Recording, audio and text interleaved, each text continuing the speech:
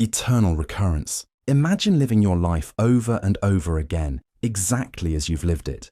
Every joy, every mistake, every heartache, every triumph. This is the concept behind eternal recurrence, a powerful and mind-bending idea introduced by the philosopher Friedrich Nietzsche. At its core, eternal recurrence is the idea that the universe and all of life's events repeat themselves infinitely in exactly the same way. Everything, our choices, our actions, and our experiences comes around again, time after time, forever. It's not just that life repeats in a general sense, but with perfect exactitude, as though every moment you live is on a loop that never ends. Nietzsche proposed this concept not as a literal fact, but as a thought experiment. He asked, if you knew that your life would repeat eternally, would you live differently? Would you embrace each moment more fully, knowing it could come around again forever? Or would you feel trapped by the weight of endless repetition? The challenge of eternal recurrence is meant to provoke reflection on how we live and how we value each decision. The idea also connects with Nietzsche's philosophy of the Übermensch, the overman or ideal human being, who lives boldly and embraces life's challenges, including its struggles, with such vigor that they would willingly relive their existence forever. Eternal recurrence asks whether we can live in a way that makes every moment meaningful, whether life's ups and downs are something to be embraced, not feared. Eternal recurrence ultimately serves as a reminder of the significance of our choices. It pushes us to consider what kind of life we would live if we truly knew it would never end. Would we regret certain actions or embrace them? Would we seize every moment, knowing it's not just fleeting, but eternal? Existential crisis.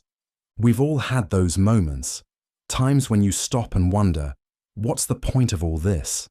That feeling, a deep questioning of life's meaning, is what philosophers call an existential crisis.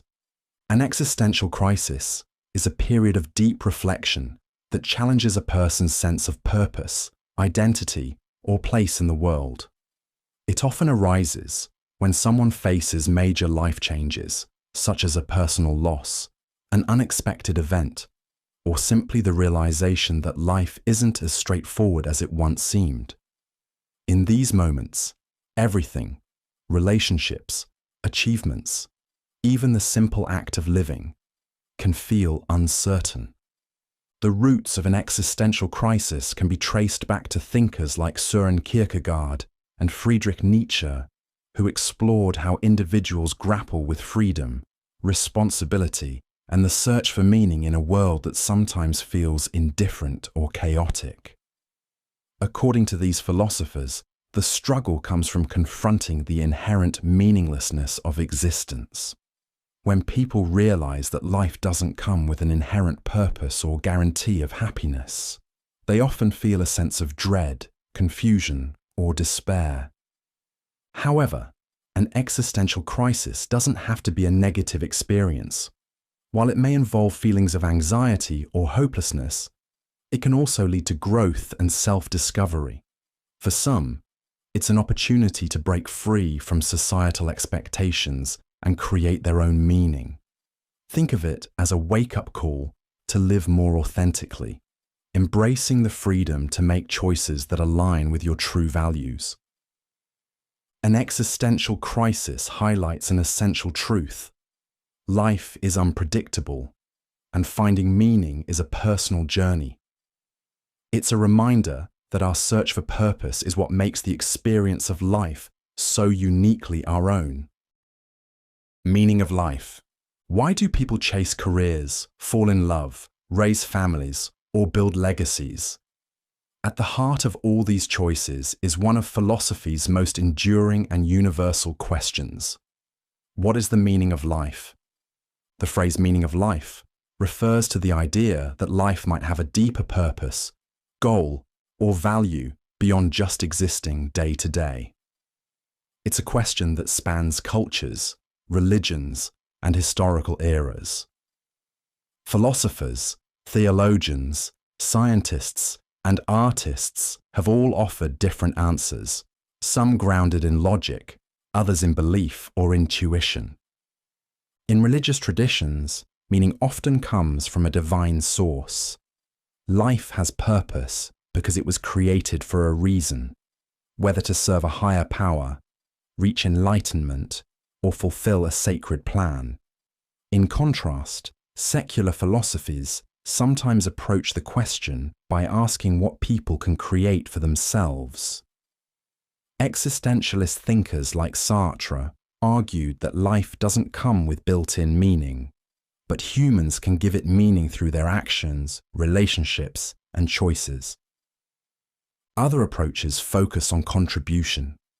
Some suggest that life finds meaning in helping others, improving the world, or pursuing knowledge. Others emphasize enjoyment and fulfillment, living a good life by experiencing love, creativity, or personal growth. There's also the possibility that meaning isn't singular or fixed.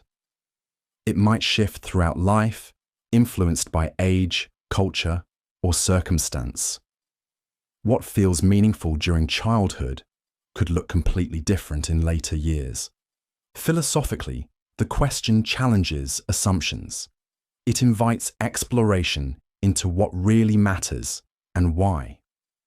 But instead of offering one final answer, it opens the door to many possibilities, some external, some internal, all centered around what it means to live a life that feels worth living. The search for meaning isn't just academic, it's deeply personal, built into how people navigate their time, goals, and relationships. Amor Fati. Life is full of surprises, some good, some bad. But what if, instead of resisting or resenting the difficult moments, we embrace them fully? This is the essence of Amor Fati, a concept introduced by the philosopher Friedrich Nietzsche.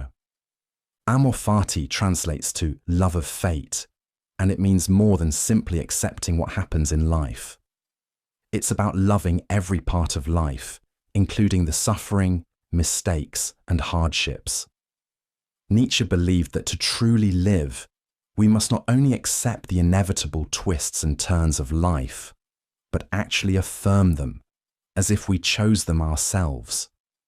This idea challenges the common desire to avoid pain and seek comfort. Instead of seeing adversity as something to overcome or escape, Amor Fati encourages us to embrace it as an essential part of our journey. Imagine facing a setback at work or experiencing a personal challenge, not with frustration or bitterness, but with acceptance and even gratitude. Nietzsche argued that by embracing every moment, both good and bad, we can live more fully and authentically. The concept also ties into Nietzsche's broader philosophy of becoming one's true self. He believed that through struggle and adversity, we grow stronger and more resilient. Amor Fati suggests that even our mistakes and suffering shape us, and that we should cherish them as necessary parts of our personal development. In a world that often pushes us to avoid discomfort, Amor Fati asks us to shift our perspective. It's not about blind optimism or pretending everything is perfect. It's about finding meaning and power in everything that happens and choosing to love our fate, whatever it may be. This mindset invites us to live not just passively, but actively, with full engagement and acceptance of our own unique journey. Freedom and determinism. You choose what to eat, where to go, what to say. It feels like you're in control. But what if every one of those choices was already set in motion long before you made it? That's the debate between freedom and determinism. It asks whether human beings genuinely have free will, or whether every decision we make is shaped by prior causes, like genetics, environment, upbringing, or even the laws of physics. Determinism is the idea that everything in the universe follows a chain of cause and effect. If you knew all the variables, your brain chemistry, your experiences, the state of the world, you could, in theory, predict every decision you'd ever make. From this perspective, free will might just be an illusion. On the other side is the belief in freedom. Philosophers who support this view argue that humans can choose between alternatives, even when influenced by past events. They say we're not just reacting, we're deciding. But the debate doesn't end there. Some thinkers propose a middle ground called Compatibilism. This view says that free will and determinism aren't necessarily enemies. As long as your decisions come from your own desires and reasoning, not from coercion or manipulation, you can still be considered free, even if those desires have causes. These questions don't just belong in philosophy classrooms. They affect how we think about morality, responsibility, and justice. If someone's actions are determined by things beyond their control, can they really be blamed or praised? The tension between freedom and determinism forces us to examine what it really means to make a choice.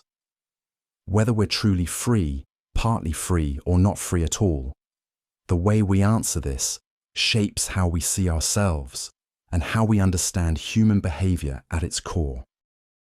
Free will. You decide what to wear, what to eat, and when to speak. It feels like those decisions come from you, and only you. That feeling is at the heart of one of philosophy's biggest ideas, free will. Free will is the belief that people have the ability to make choices that are not completely determined by outside forces. It means your actions aren't just the result of instincts, genetics, or environmental conditions. They're something you actively choose. In short, you could have done otherwise. The concept sounds simple, but it quickly gets complicated. If your thoughts and decisions are shaped by your brain, and your brain follows the laws of physics, then aren't your choices just part of a larger chain of cause and effect? That's the challenge raised by determinism, the idea that everything, including human behavior, has a cause. Philosophers have responded to this in different ways. Libertarians, in the philosophical sense, believe true free will exists, and that we can sometimes step outside the chain of cause and effect to choose freely. Determinists, on the other hand, argue that our choices are fully determined, even if we feel like we're free. Then there's compatibilism, a middle ground view. Compatibilists say free will doesn't require complete freedom from causation. As long as you're acting according to your own motivations, not being forced, you can still be considered free, even if those motivations have causes. This debate has major implications. If people don't have free will, it challenges how we think about responsibility, praise, and blame. It even impacts legal systems, ethics, and personal identity. Free will sits at the center of how we understand human agency. Whether we fully control our choices or just believe we do, the concept plays a major role in how we live, act, and relate to others. Hard determinism. You hit the snooze button, grab your usual coffee, and take the same route to work. It all feels like your choice. But hard determinism says otherwise. Hard determinism is the philosophical view that free will is an illusion. It claims that every thought, decision, and action is the result of prior causes. Things like genetics, upbringing, environment, and physical laws. If everything that happens has a cause, then your choices were always going to happen exactly the way they did. In this view, the universe operates like a machine. If you know all the parts and how they interact, you could, in theory, predict every future event, including human behavior. Hard determinists accept that our decisions feel personal and intentional, but argue that those decisions were shaped by factors we didn't choose and can't change. Take a simple example. You choose chocolate ice cream over vanilla. It might seem like a free choice, But hard determinism says that decision was shaped by your past experiences, your taste preferences, and even your brain chemistry in that moment. Given those conditions, you couldn't have chosen anything else. This has big implications for morality and responsibility. If people aren't truly free to choose their actions, can they really be blamed for them? Hard determinists say moral responsibility, as we usually think of it, might need rethinking. Punishment or praise, based on choice, becomes complicated when no one could have done otherwise. Hard determinism isn't about giving up or ignoring behavior. It's about understanding human actions as part of a larger causal system. Rather than focusing on blame, it encourages us to look at the deeper factors that drive behavior, factors that might help us build a more informed and realistic view of human nature. Compatibilism. You choose your meal, hit the snooze button, or start a new job, and it feels like you're in control. But what if every one of those choices was already influenced by your past? That's where compatibilism steps in. Compatibilism is the philosophical view that free will and determinism can coexist. At first, it seems like a contradiction. Determinism says every event, including human decisions, is caused by prior events. Free will suggests we have control and could have acted differently. Compatibilism bridges that gap by redefining what it means to act freely. According to compatibilists, freedom doesn't require total independence from all causes. Instead, they argue that a decision is free if it comes from within you, your desires, preferences, and reasoning, not from external pressure or force. So even if those inner thoughts have causes, your action is still considered voluntary and meaningful. For example, if you decide to read a book because you genuinely enjoy it, that's a free action, even if your interest in reading was shaped by your upbringing. But if someone threatens you to read it at gunpoint, that's clearly not free. The difference isn't whether your choice has causes, but whether those causes reflect your own internal motivations. This idea has practical implications. It supports the view that people can be held responsible for their actions, even in a determined universe, because what matters is whether they acted according to their own reasons. Compatibilism doesn't dismiss determinism, and it doesn't ignore the importance of choice. It reframes the debate by showing that human freedom isn't about escaping cause and effect. It's about acting in ways that align with who we are and what we care about, within the world we're part of. Existentialism. Existentialism is a philosophical movement that focuses on human freedom, individuality, and the challenge of creating meaning in a world that doesn't provide it for you. It became especially influential in the 20th century, shaped by thinkers like Jean-Paul Sartre, Simone de Beauvoir, and Albert Camus. At its core, existentialism starts with the idea that existence comes before essence. In simpler terms, people exist first, and only later define who they are through choices and actions. Unlike a knife, which is made with a specific purpose, humans aren't born with a built-in function. Instead, they have to figure it out as they go. This freedom sounds empowering, but it also comes with pressure. If no one else can decide your purpose for you, then you're fully responsible for shaping your life. That responsibility can lead to anxiety, doubt, or what existentialists call angst. But it also means that meaning isn't something to be discovered, it's something to be made. Existentialism also wrestles with the idea of absurdity, the conflict between our desire for meaning and a universe that doesn't guarantee any. Camus famously used the image of Sisyphus, a man doomed to push a boulder uphill forever, to show what it means to keep going even when life feels pointless. This philosophy isn't about despair, it's about realism. Existentialism doesn't offer comforting answers, but it does offer clarity. You're not stuck in a system you didn't choose.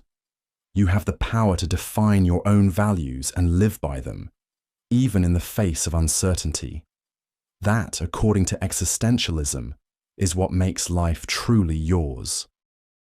Nihilism. If nothing matters, does anything mean anything at all? That's the unsettling starting point of nihilism. Nihilism is the philosophical belief that life lacks inherent meaning, value, or purpose. It suggests that moral systems, social structures, and even truth itself are not fixed or objective. They're human inventions. At its core, nihilism challenges the idea that the world has built-in significance waiting to be discovered. This idea isn't just a mood or a reaction to disappointment. It's a serious philosophical position that's been explored by thinkers like Friedrich Nietzsche, though often misunderstood. Nihilism doesn't automatically mean despair. It's more about confronting the possibility that the beliefs we've built our lives around might not be grounded in anything solid. There are different types of nihilism. Existential nihilism questions whether human life has any true meaning. Moral nihilism doubts that there are any universal moral truths. Epistemological nihilism goes even further, suggesting that knowledge itself might not be possible. In practice, nihilism can feel like hitting a wall. If traditional values and beliefs don't hold up to scrutiny, what's left? For some, that question leads to apathy or cynicism.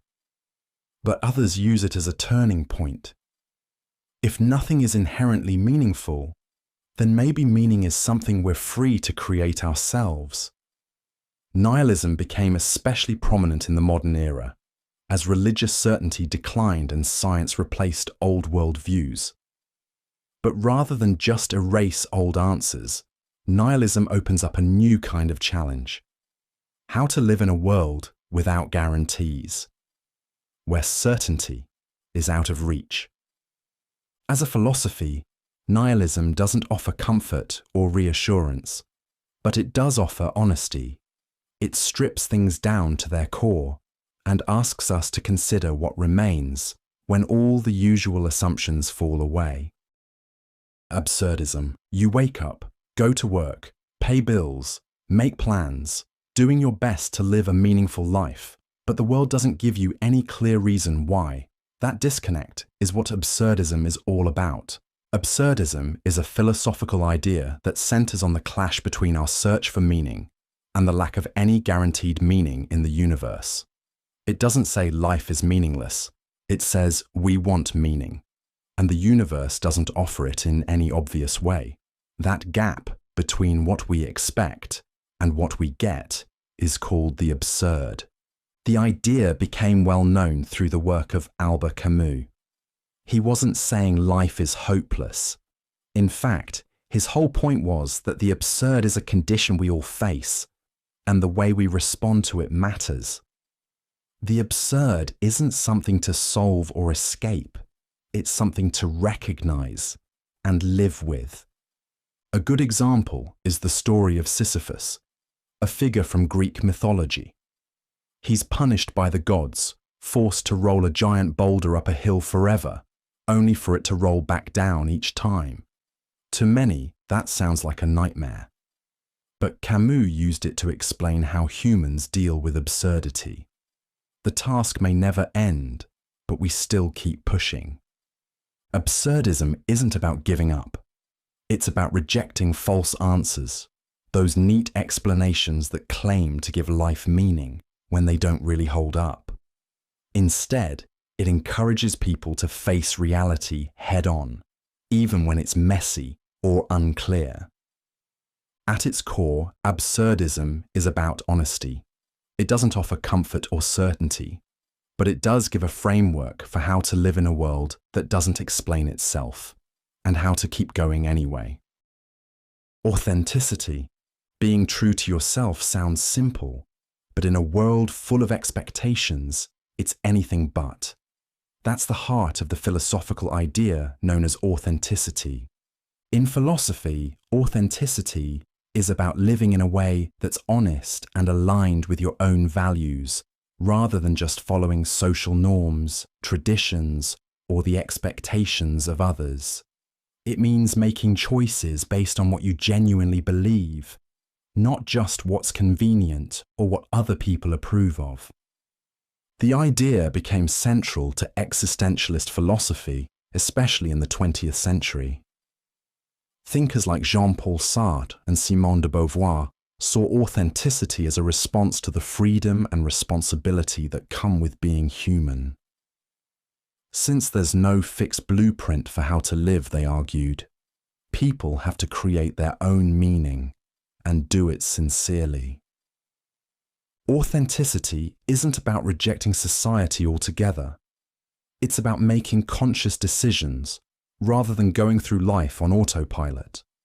For example, taking a job just because it looks impressive to others might feel inauthentic if it goes against what really matters to you. On the other hand, choosing a path that matches your own goals, even if it's less popular, would reflect a more authentic approach. This concept also shows up in discussions about identity. Authentic living involves acknowledging who you are, including your limitations and contradictions, and not hiding behind roles or masks to avoid judgment. It requires self-awareness, courage, and a willingness to take responsibility for your actions. Authenticity challenges the idea that success is about meeting external standards. Instead, it focuses on internal consistency, living in a way that feels real, even when it's difficult. In that sense, authenticity isn't just a personal goal. It's a philosophical commitment to living a life that's genuinely your own.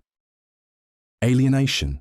You go to work, follow the routine, check the boxes, but somehow it all feels distant, like you're just going through the motions. That feeling has a name in philosophy: alienation.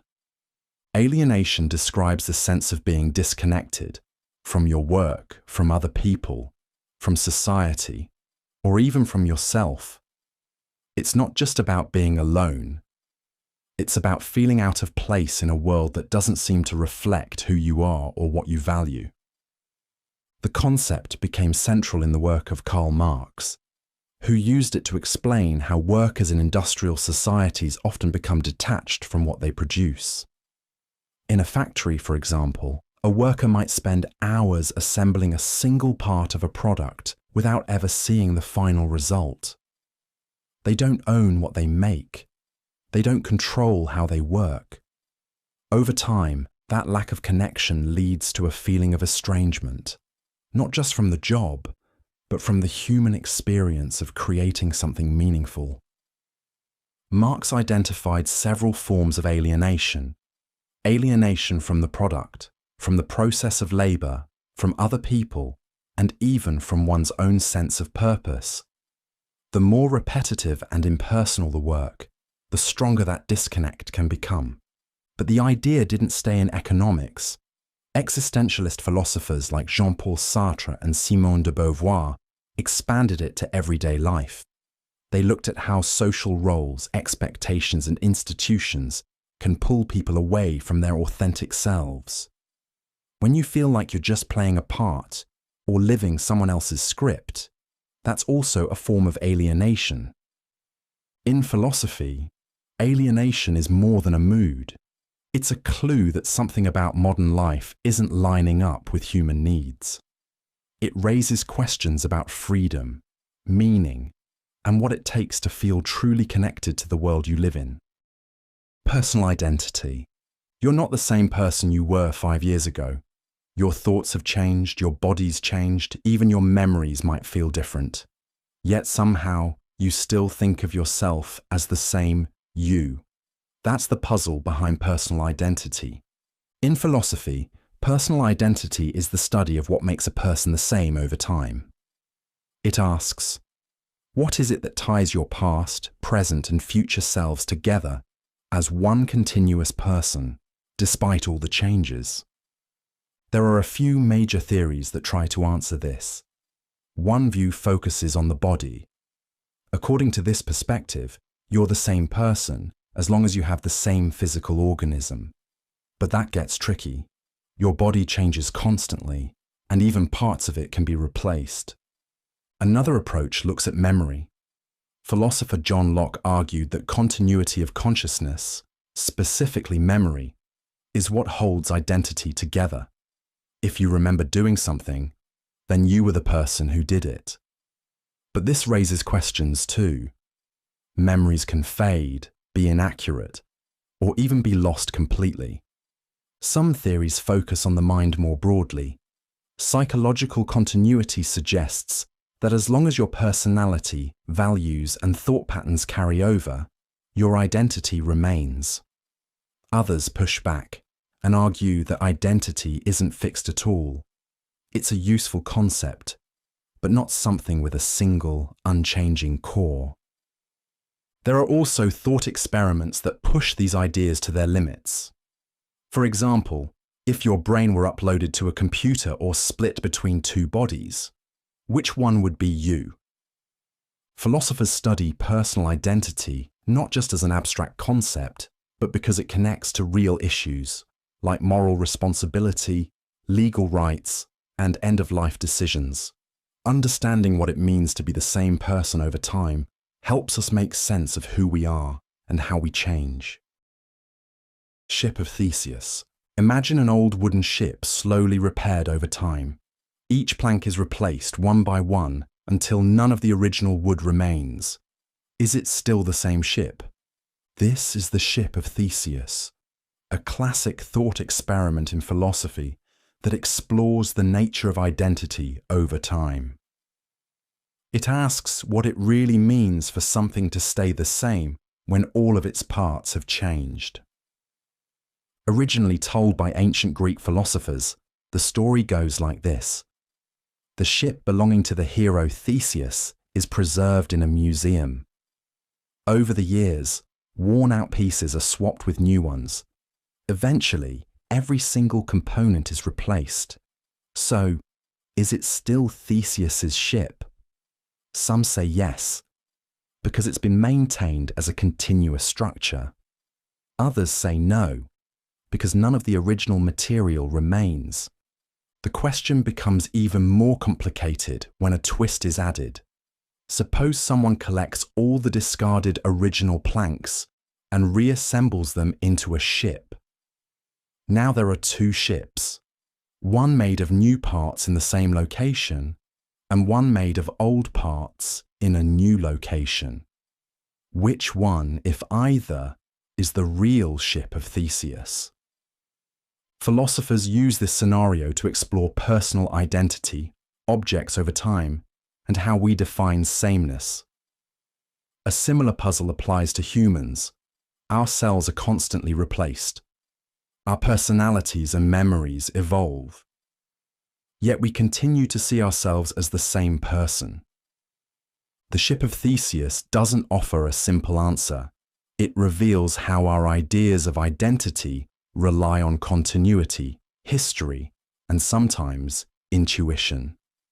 It's a useful tool for understanding not just objects, but how we think about change, permanence, and what makes something or someone who or what they are.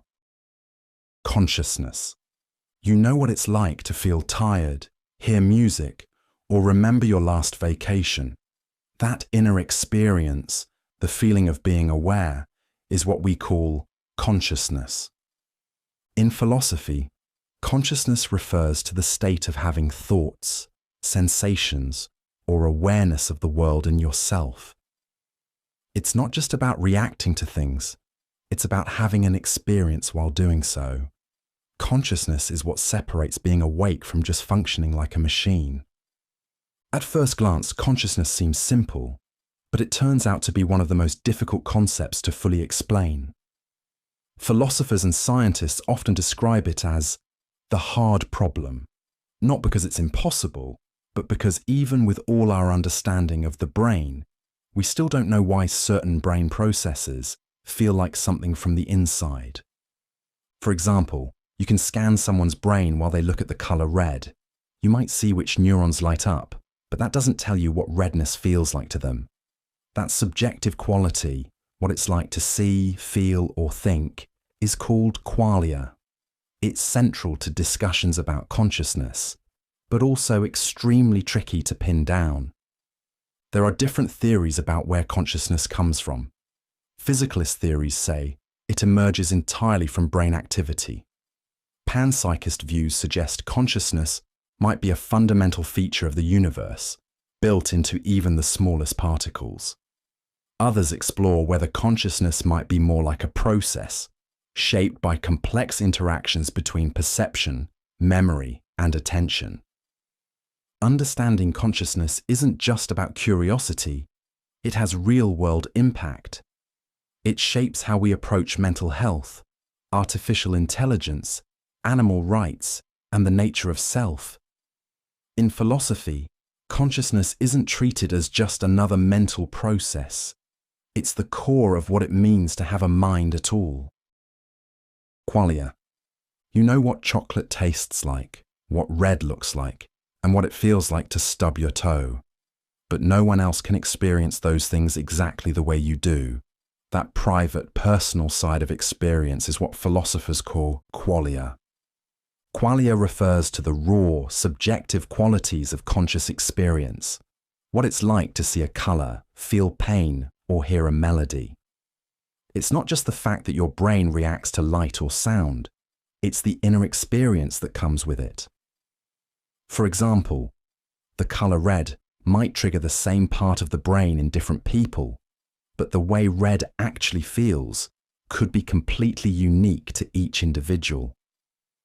This concept sits at the center of debates in the philosophy of mind. Some argue that qualia are proof that there's more to consciousness than just physical processes. You can describe how the brain works when you see a rose, but that doesn't explain what the rose actually looks like to you. One famous thought experiment called Mary's Room explores this. Mary is a scientist who knows everything there is to know about color, wavelengths, optics, and brain responses. But she's lived her entire life in a black and white room. The question is, when she sees color for the first time, does she learn something new? If she does, that new knowledge is qualia. Not everyone agrees that qualia are real or meaningful. Some philosophers argue they're just illusions created by the brain. Others believe they're essential to understanding what consciousness truly is. Either way, qualia point to a central puzzle. How can something so real to each of us, like the taste of coffee or the sound of rain, be so hard to define, explain, or share with anyone else? DualAspect Theory. You have a brain that reacts to the world and a mind that thinks, feels, and experiences it. But are those two different things, or two sides of the same thing? That's the key question behind DualAspect Theory. DualAspect Theory is a philosophical idea that suggests the mind and the body aren't separate substances, like traditional dualism claims. Instead, they're two different ways of looking at the same underlying reality. Think of it like flipping a coin. Heads and tails are different, but they're part of the same object. This idea was developed as a way to navigate between two major views. On one side, materialism says everything, including the mind, can be explained in terms of physical matter, like neurons firing in the brain. On the other, dualism argues that mind and matter are completely different substances, often raising hard questions about how they interact. DualAspect Theory offers a middle path. It suggests that the mind and the body aren't separate things and aren't reducible to one another. Instead, they're different aspects or perspectives of the same underlying process or substance. One aspect is physical, the brain and body we can observe. The other is mental, the thoughts and experiences we feel from the inside. This framework helps explain why we can talk about emotions in two ways: as patterns in the brain, or as felt experiences like joy or sadness. They're not competing descriptions, but complementary ones. While DualAspect Theory doesn't answer every question about consciousness, it offers a compelling way to think about the connection between brain and mind. It avoids reducing one to the other, while still keeping them part of the same reality, just viewed from two different angles. Identity theory. When you feel excited, scared, or curious, it all seems to happen in your mind. But according to identity theory, those mental states are brain states. Nothing more, nothing less. Identity theory is a view in the philosophy of mind that claims mental states are identical to physical states in the brain. It doesn't just say they're connected or correlated. It says they are the same thing, just described in different ways. So when you feel pain, for example, that feeling isn't separate from your brain activity. It is the brain activity. This idea took shape in the mid-20th century, especially through the work of philosophers and neuroscientists looking to connect philosophy with discoveries in brain science. The theory fits well with a materialist view of the world, which holds that everything, including thoughts and emotions, can be explained by physical processes. An easy way to picture it is like lightning and electrical discharge. People used to see lightning as something mysterious. Now we know it is a form of electricity.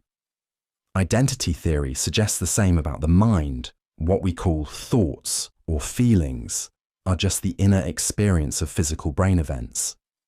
Supporters of identity theory like that, it offers a straightforward, science-friendly explanation of the mind. It doesn't rely on anything supernatural or hidden. It keeps everything grounded in the physical world. Still, the theory faces challenges. Critics argue that even if brain activity and mental states happen together, that doesn't prove they're the same. And it doesn't fully explain why brain activity feels like something from the inside, what philosophers call subjective experience, or qualia. Even with these questions, identity theory remains a major influence in discussions about consciousness. It provides a clear framework for understanding how the mind might emerge from the brain without separating the two. Functionalism. If you press a button on a vending machine and it gives you a snack, you probably don't care how it works, just that it works. That basic idea is at the heart of functionalism in philosophy of mind. Functionalism is the theory that what matters most about mental states, like beliefs, thoughts, or emotions, is not what they're made of, but what they do. It focuses on how mental states function within a larger system, like inputs leading to outputs, much like parts in a machine or steps in a computer program. According to functionalism, the mind is defined by the roles it plays. For example, the mental state of pain isn't about a specific type of brain cell firing. It's about how the system processes injury, responding with withdrawal, increased attention, and the motivation to avoid that situation in the future. If something performs that same function, it counts as experiencing pain, regardless of what it's made of. This flexibility is one of functionalism's biggest strengths. It allows for the possibility that minds could be realized in many different forms. Human brains, animal brains, or even artificial systems, like computers or robots. As long as the system processes information the right way, it could, in theory, have mental states. Functionalism developed in response to both behaviorism, which focused only on external actions, and identity theory, which tied mental states strictly to the physical brain. Instead, functionalism offered a middle path, treating the mind as a pattern of relationships and operations, not just matter or motion.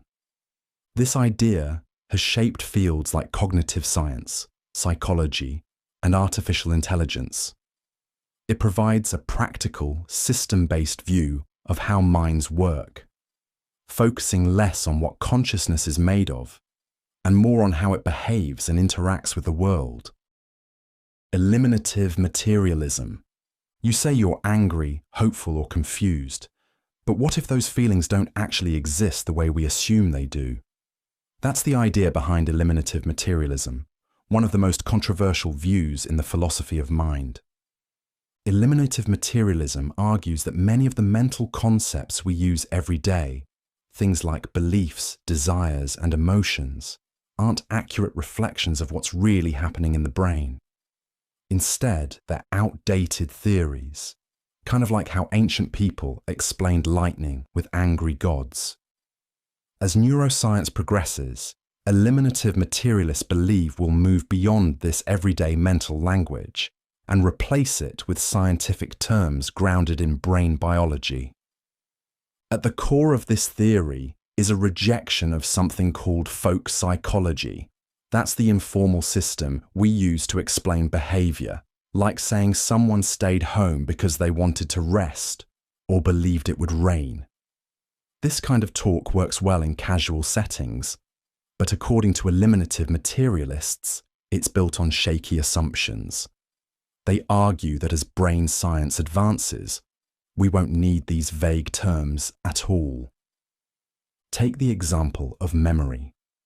Folk psychology might describe forgetting as simply not trying hard enough, but neuroscience tells a more detailed story about brain regions, neurotransmitters, and specific patterns of neural activity. As our understanding deepens, the older way of talking may no longer be useful or even meaningful. Critics push back hard, saying it's unrealistic to toss out the entire mental vocabulary.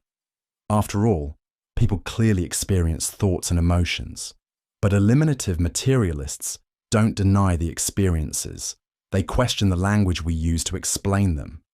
In essence, eliminative materialism challenges us to rethink the mind not as something mystical or private, but as something physical, measurable, and eventually explainable through science alone. Extended mind thesis. You write down a phone number, set reminders on your smartphone, or use GPS to navigate a new city. In each case, your brain is doing less, and the world around you is doing more. That's the idea behind the extended mind thesis. The extended mind thesis is a theory in the philosophy of mind that challenges the idea that thinking happens only inside the head. Instead, it argues that the mind can extend beyond the brain and body, into tools, technologies, and even the environment. If an external object performs the same function as part of your brain, and it plays an active role in your thinking, then it might count as part of your mind. This idea was introduced by philosophers Andy Clark and David Chalmers. They gave an example of a person named Otto who uses a notebook to store information due to memory loss. Otto consults the notebook as others would consult their biological memory. The notebook, in this case, becomes part of Otto's cognitive process, not just a tool, but an extension of his mind. The core argument is about function. If something helps process information in the same way your brain would, then it's not just supporting your thinking, it is part of your thinking. That could include writing notes, using calculators, or relying on smartphones to manage tasks. Critics argue that tools are just tools, that using them doesn't make them part of your mind. But supporters of the extended mind thesis point out how deeply integrated these tools have become in daily life. They're not just optional add-ons, they're active parts of how we remember, reason, and decide. This theory reshapes how we think about intelligence, identity, and even what it means to be human in a world where our thinking often happens outside of our skulls. Philosophy of mind. Your thoughts, memories, feelings, even the sense that you're you, all come from your mind. But what is the mind? That's the core question behind the philosophy of mind. The philosophy of mind is a branch of philosophy that explores the nature of mental states, consciousness, and how they relate to the physical body, especially the brain. It tackles big questions like, What is consciousness? How do thoughts relate to brain activity? And can machines ever think the way humans do?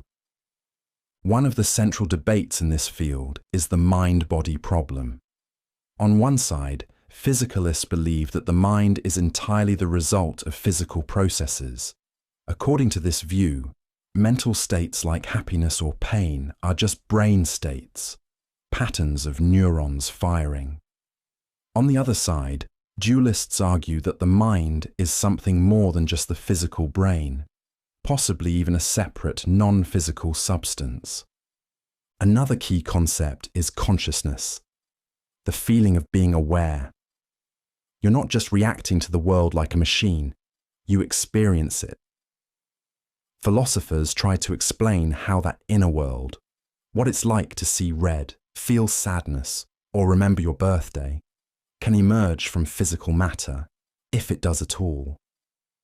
There's also the question of artificial intelligence. If a computer could replicate every function of a human brain, would it have a mind? Would it be conscious, or just simulating thought? The philosophy of mind doesn't just deal with abstract theory. It connects directly to neuroscience, psychology, and computer science. It's one of the most active areas in modern philosophy because it cuts to the heart of what it means to think, to feel, and to be a person. It's not just about how the mind works, but what the mind is in the first place. Immortality. The idea of immortality, living forever, is a concept that's captivated human imagination for centuries.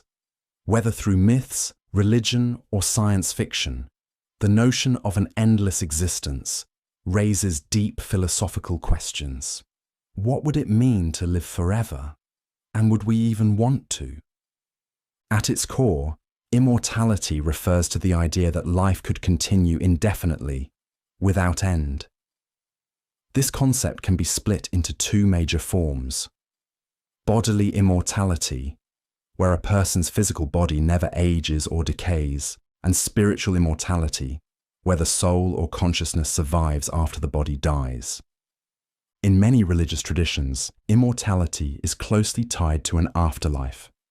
Christianity, for example, offers the belief that the soul lives on after death, either in heaven or hell. This kind of immortality is about continuing existence beyond our physical lives, and it's often framed as a reward or consequence for how we live on earth. Philosophers, however, have debated whether immortality is even desirable. Some, like Epicurus, argued that death should not be feared because it is simply the end of conscious experience. If we don't exist, we don't suffer. In this view, immortality might not be something to chase, because living forever could eventually become a burden, stripping life of its meaning. On the other hand, philosophers like Plato and Descartes thought that immortality of the soul or mind could be a perfect way to experience eternal truth or wisdom, free from the constraints of the physical world. The modern debate has shifted into more scientific and technological realms, with ideas about extending life through medicine or even uploading consciousness to machines. But the core question remains: is immortality a gift, or does it take something essential away from the human experience? Immortality challenges us to consider the value of life and death, and how the knowledge of our limited time shapes how we live. Epicurean view on death. Death is one of the most universal experiences in life, but it's also one of the hardest to come to terms with. So what can philosophy tell us about it? The Epicurean view on death offers a perspective that might surprise you. Epicurus, an ancient Greek philosopher, argued that death isn't something we should fear. In fact, he believed that death is, in a way, irrelevant to us. Why? Because according to Epicurus, death is simply the end of conscious experience. When we die, we no longer exist to experience anything, not even pain or suffering. This might sound counterintuitive. Many people fear death because they imagine a kind of endless suffering or an unpleasant afterlife. But Epicurus challenged this idea. He proposed that since we can't experience anything once we're dead, death itself cannot be bad. "What does it matter to me," he said, "if I am not around to experience it?" Epicurus also argued that many fears surrounding death come from the way we think about it while we're alive. We often worry about what comes after, creating unnecessary anxiety. But if we focus on enjoying the life we have, rather than worrying about an unknown future, we can live more peacefully. In practical terms, this philosophy encourages us to live for pleasure in a balanced way. By seeking simple pleasures, like friendship, learning, or a good meal, Epicurus believed we can live happily without the burden of fear about what happens when life ends. The Epicurean view on death challenges conventional ideas about fear and afterlife. It reminds us that death is a natural part of life, and by embracing the present, we can free ourselves from the worry of what we cannot experience. Stoic view on death. Death is inevitable, but how we face it can make all the difference. The Stoic view on death offers a powerful way to approach this natural part of life, one that doesn't dwell on fear or grief, but instead on acceptance and resilience. For the Stoics, a school of philosophy that began in ancient Greece, death is simply another part of nature's cycle. The philosopher Epictetus famously said, "You could leave life right now. Let that determine what you do and say and think." In other words, death is always around the corner, and it's crucial to live with the understanding that our time is limited. Stoicism teaches that we should not fear death, because it is outside of our control. The key idea is that we can control how we react to life's challenges, but we cannot control when or how death comes. Accepting this fact, rather than resisting it, is where the Stoics find peace. They argue that fearing death is irrational because it's a natural part of life, just as much as birth, growth, and decay. The Stoics also encourage us to focus on living a virtuous life, making our time here meaningful by cultivating qualities like wisdom, courage, and self-discipline. If we live well, death becomes less of a threat. It's not the end of our story, but a transition we can accept calmly and without regret. By training ourselves to accept the certainty of death, the Stoics argue that we free ourselves from unnecessary anxiety. They remind us to live in the present, to cherish each moment, and to embrace death not as something to fear, but as a natural part of the journey. In this way, the Stoic view on death offers a deep sense of peace, one that comes from understanding our place in the world and accepting the inevitable. Pansychism. You know you're conscious. You think, feel, and experience the world. But what if even a rock or a grain of sand had some tiny spark of consciousness too? That's the surprising idea behind panpsychism. Panpsychism is the philosophical view that consciousness isn't limited to humans or animals. It's a fundamental feature of the entire universe. According to this theory, all matter has some form of mental property, no matter how simple or basic it might be. The idea isn't that rocks have thoughts or personalities, but that the building blocks of matter, atoms, particles, or fields, might each contain a faint element of experience. The challenge of consciousness, how it arises from physical matter, has puzzled philosophers and scientists for centuries. This is sometimes called the hard problem of consciousness. Panpsychism offers a different approach. Instead of trying to explain how consciousness suddenly appears in complex brains, It suggests that consciousness was always there, just in a much simpler form. Think of it like this. Complex consciousness, like ours, could be the result of combining many tiny conscious units, just like a living organism is made from cells. Each unit on its own isn't much, but together they create something rich and aware.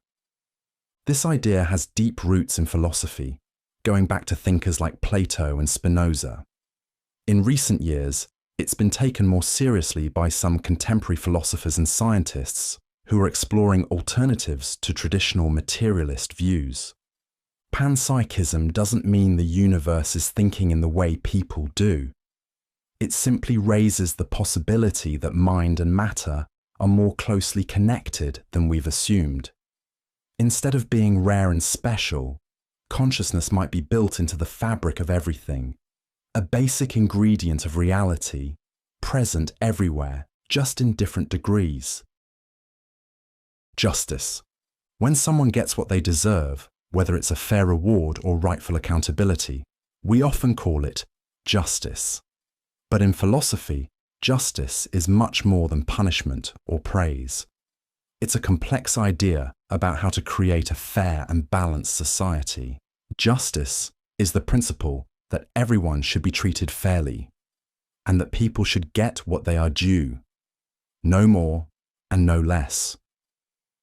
But figuring out what people deserve and what counts as fair has led to some of the most important debates in philosophy. There are several major ways of thinking about justice.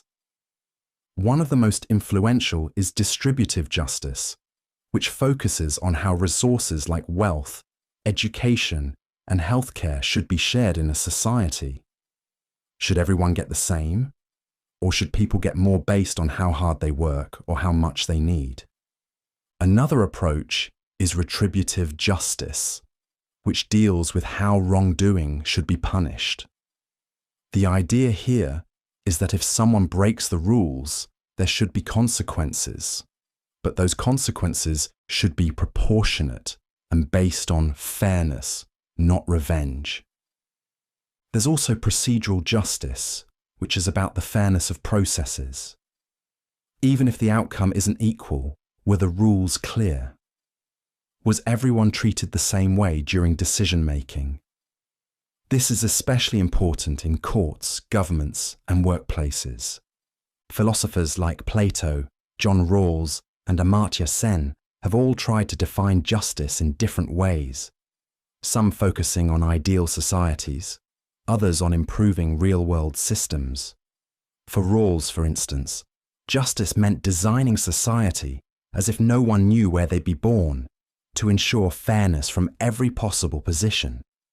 At its core, justice is about how we treat each other, how we balance rights, responsibilities, and the needs of individuals within the bigger picture of a shared world.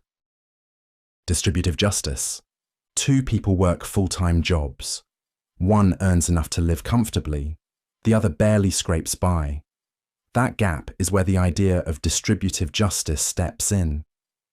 Distributive justice is a branch of political philosophy that focuses on how resources, like income, opportunities, healthcare, and education, should be distributed in a society.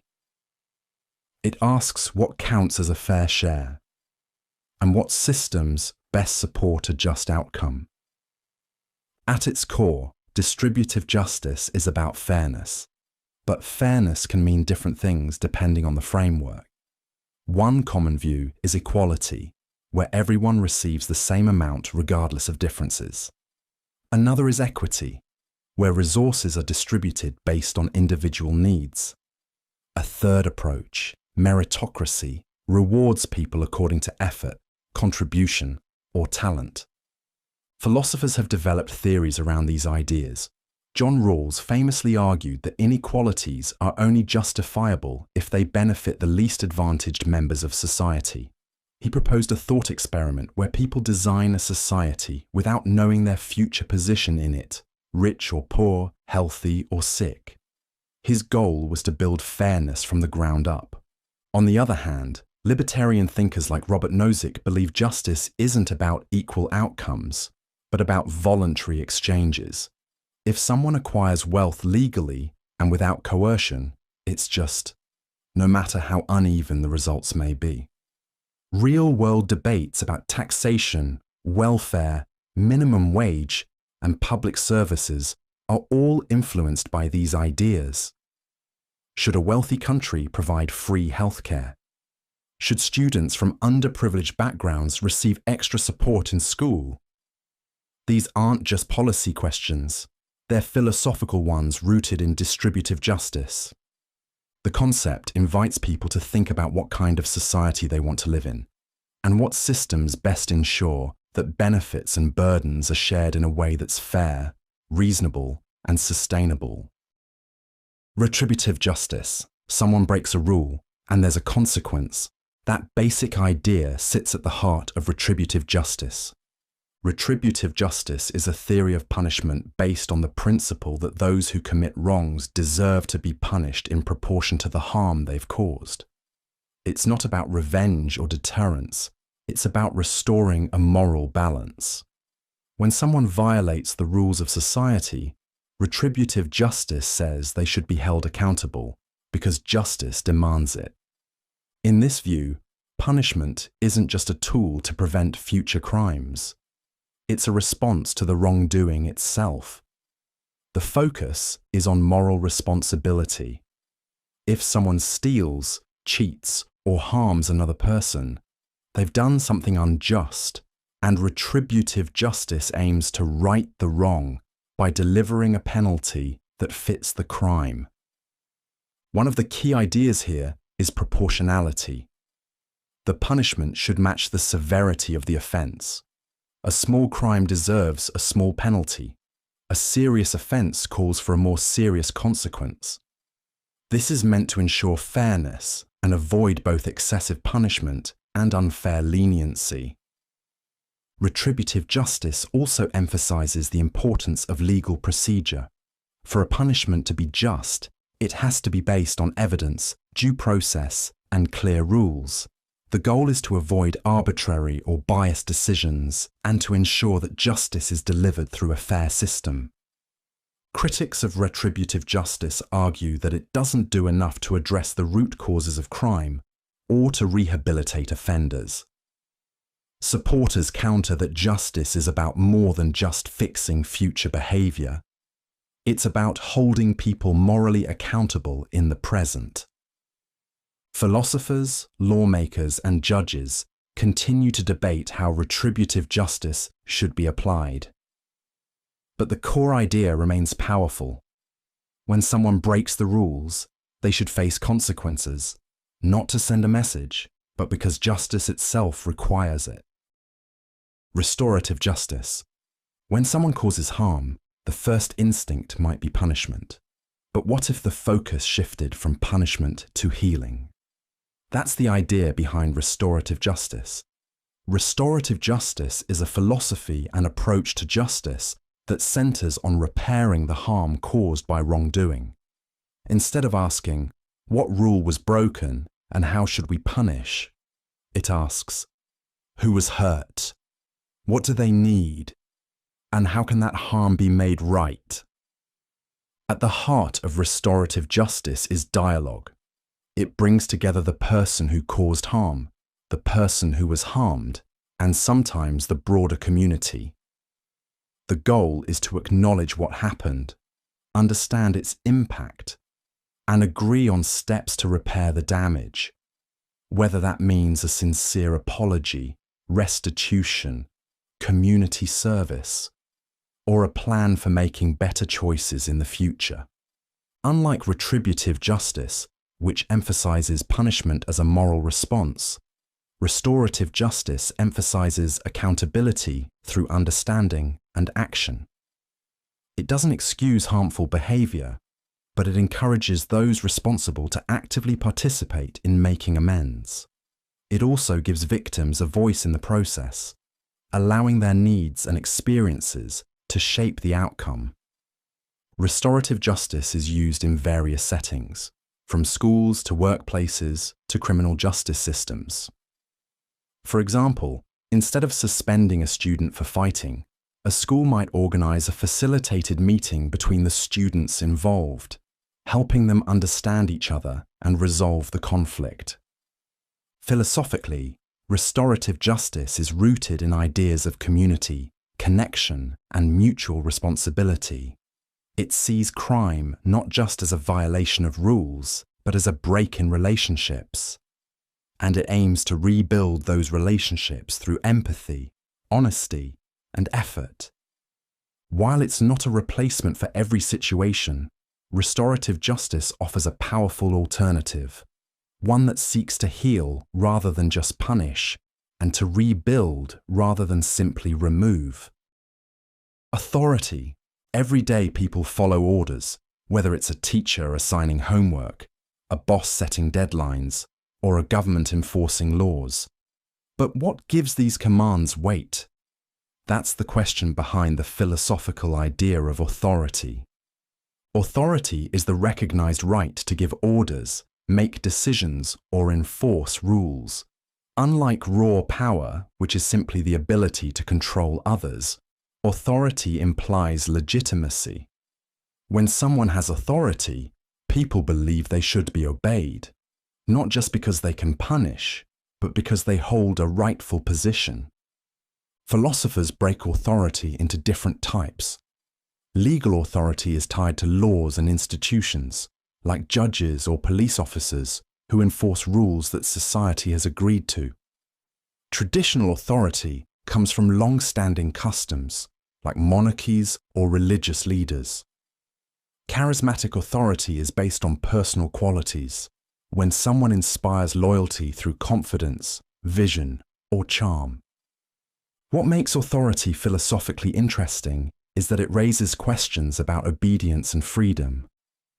If someone has authority, does that mean others lose some autonomy? Thinkers like Thomas Hobbes argued that strong authority is necessary for social order. Without it, society might fall into chaos. Others, like John Locke, emphasized that legitimate authority must come from consent. People have to agree, at least indirectly, to the rules they follow. Modern democratic systems often balance authority with accountability.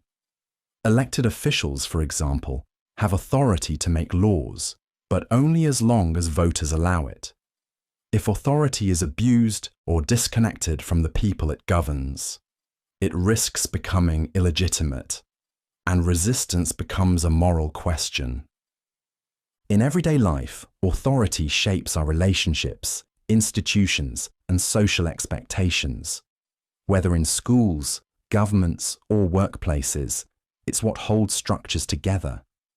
But it also depends on trust, fairness, and the belief that those in charge are acting in the right way. Legitimacy. A police officer directs traffic, a judge gives a ruling, and a president signs a law. But what makes these actions more than just personal decisions? That's where the concept of legitimacy comes in. In philosophy and political theory, legitimacy refers to the rightfulness of authority or power. It's what makes a government, law, or institution not just powerful, but acceptable in the eyes of the people. It's the difference between being obeyed because you can punish and being obeyed because people believe you should be in charge. Legitimacy isn't about whether someone follows the rules. It's about whether the rules themselves are seen as valid. A government might have laws and enforcement, but without legitimacy, without the support and trust of its citizens, it often struggles to maintain order or influence behavior. There are different ways legitimacy can be established. Democratic legitimacy comes from elections and public participation.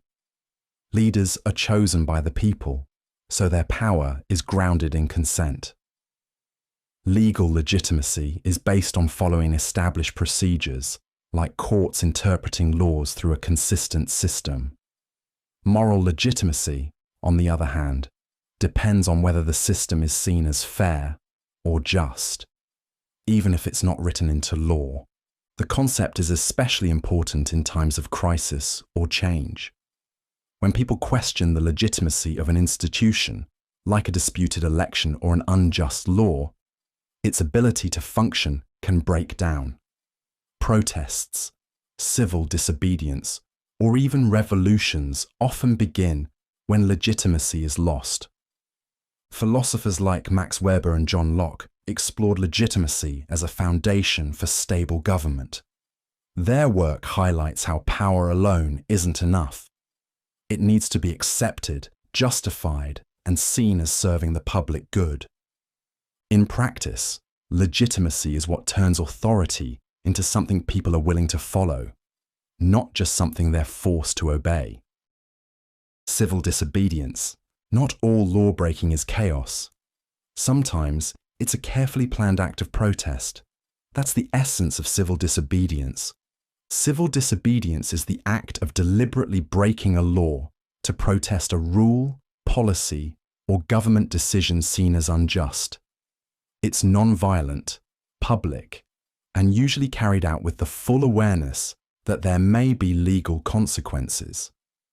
The goal isn't to cause disruption for its own sake. It's to highlight injustice and push for change. This idea gained global attention through historical figures like Mahatma Gandhi and Martin Luther King Jr., who used civil disobedience to challenge colonialism and racial segregation. But the concept has deep philosophical roots. Thinkers like Henry David Thoreau argued that when laws violate moral principles, individuals have a duty not to comply. What sets civil disobedience apart from general law-breaking is its moral grounding. The person disobeying isn't trying to benefit personally or escape responsibility. They're making a statement. For example, someone might refuse to pay taxes that fund a war, or sit in a segregated restaurant to protest discriminatory laws. Philosophically, civil disobedience raises questions about the relationship between law and morality. If laws are made by legitimate governments, is it ever okay to break them? Supporters argue that legality doesn't always equal justice, and that sometimes breaking the law is the only way to expose and correct injustice. Critics, however, worry that civil disobedience undermines the rule of law. If everyone starts picking which laws to follow, the legal system could collapse. That's why those who practice civil disobedience often accept arrest or punishment. They're not rejecting law entirely, but appealing to a higher standard of justice. Civil disobedience plays a key role in democratic societies. It creates space for moral disagreement, holds institutions accountable, and reminds us that laws serve people, not the other way around. Anarchism. No rulers, no bosses, no government telling you what to do. That's the basic idea behind anarchism. But it's not just about chaos or rebellion. At its core, anarchism is a serious political philosophy with a clear message. People can organize their lives without being controlled by centralized authority. Anarchism challenges the idea that we need a state to have order, justice, or cooperation. It argues that power structures, especially those based on coercion, tend to concentrate authority in the hands of a few and often lead to exploitation, inequality, or oppression. Instead, anarchists believe society should be based on voluntary cooperation, mutual aid, and self-governance. There are different forms of anarchism, each with its own focus. Anarcho-communists envision a stateless, classless society where property is shared and decisions are made collectively. Individualist anarchists, on the other hand, emphasize personal autonomy and freedom from interference. Anarcho-syndicalists see labor unions as a key force in dismantling capitalist systems and organizing workplaces democratically. What they share is a deep skepticism toward authority. Anarchists don't believe all order is bad. They just think it should come from the bottom up, not the top down. For example, instead of a government-run police force, anarchists might advocate for community-based conflict resolution. Instead of hierarchical companies, they support worker-owned cooperatives where decisions are made collectively. Critics often argue that anarchism is unrealistic or utopian. Supporters counter that many anarchist principles already exist in everyday life, like neighbors helping each other, open-source software projects, or grassroots community organizations. Philosophically, anarchism isn't just about rejecting the state. It's about building alternatives, systems that value freedom, equality, and cooperation without depending on control. It's a vision of society where power is shared, not imposed, and where people live and work together on their own terms. Libertarianism. If you want to live your life without being told what to do, keep your money, make your choices, and stay out of other people's business, then you're already thinking like a libertarian. Libertarianism is a political philosophy that places individual freedom at the center of everything. It argues that people should have the maximum amount of liberty possible, as long as they don't harm others. That means being free to speak, work, own property, and make personal decisions without interference from the government or anyone else. At the heart of libertarianism is a strong belief in personal responsibility and limited government. Libertarians argue that most government involvement, especially in the economy or in private life, tends to do more harm than good. They believe people are better at managing their own affairs than distant officials or bureaucracies. Economically, libertarianism supports free markets. That means minimal regulation, low taxes, and voluntary exchange. If two people agree on a deal, the government shouldn't get in the way, whether it's a small business or a big investment. In social matters, libertarians also support freedom. They might disagree with certain behaviors, but they don't think it's the government's job to control them. There are different kinds of libertarians. Some focus more on economic freedom, others on civil liberties. But they all share a core principle. Individuals should be free to live their lives as they choose, as long as they respect the same freedom for others. Philosophers like John Locke and modern thinkers like Robert Nozick have shaped libertarian ideas, arguing that each person owns their life, their labor, and the things they earn from it. In practice, libertarianism challenges both government overreach and corporate power, pushing for a society where freedom isn't granted by the state. It's assumed by default. Liberalism. You have the right to speak freely, to vote, to practice your beliefs, and to live the life you choose. Those ideas didn't come out of nowhere. They're rooted in the philosophy of liberalism. Liberalism is a political and moral philosophy built around the idea of individual freedom. At its core, it argues that every person should have the liberty to make their own choices, as long as those choices don't interfere with the rights of others. It supports equality under the law, democratic government, and the protection of civil rights. The origins of liberalism can be traced back to Enlightenment thinkers like John Locke, who argued that all people have natural rights to life, liberty, and property. These ideas laid the groundwork for modern democracies, shaping constitutions and legal systems around the world. Liberalism values a balance between freedom and fairness. It says the government exists not to control people, but to protect their rights. That includes things like freedom of speech, religious tolerance, the right to a fair trial, and protection against arbitrary power. Over time, liberalism has evolved into different branches. Classical liberals emphasize limited government and free markets, believing individuals thrive best with minimal interference. Social liberals, on the other hand, support a more active role for government in reducing inequality and providing basic services like education and healthcare, aiming to ensure that freedom is meaningful for everyone, not just those who already have resources. Liberalism has shaped much of the modern world, influencing everything from civil liberties to international human rights.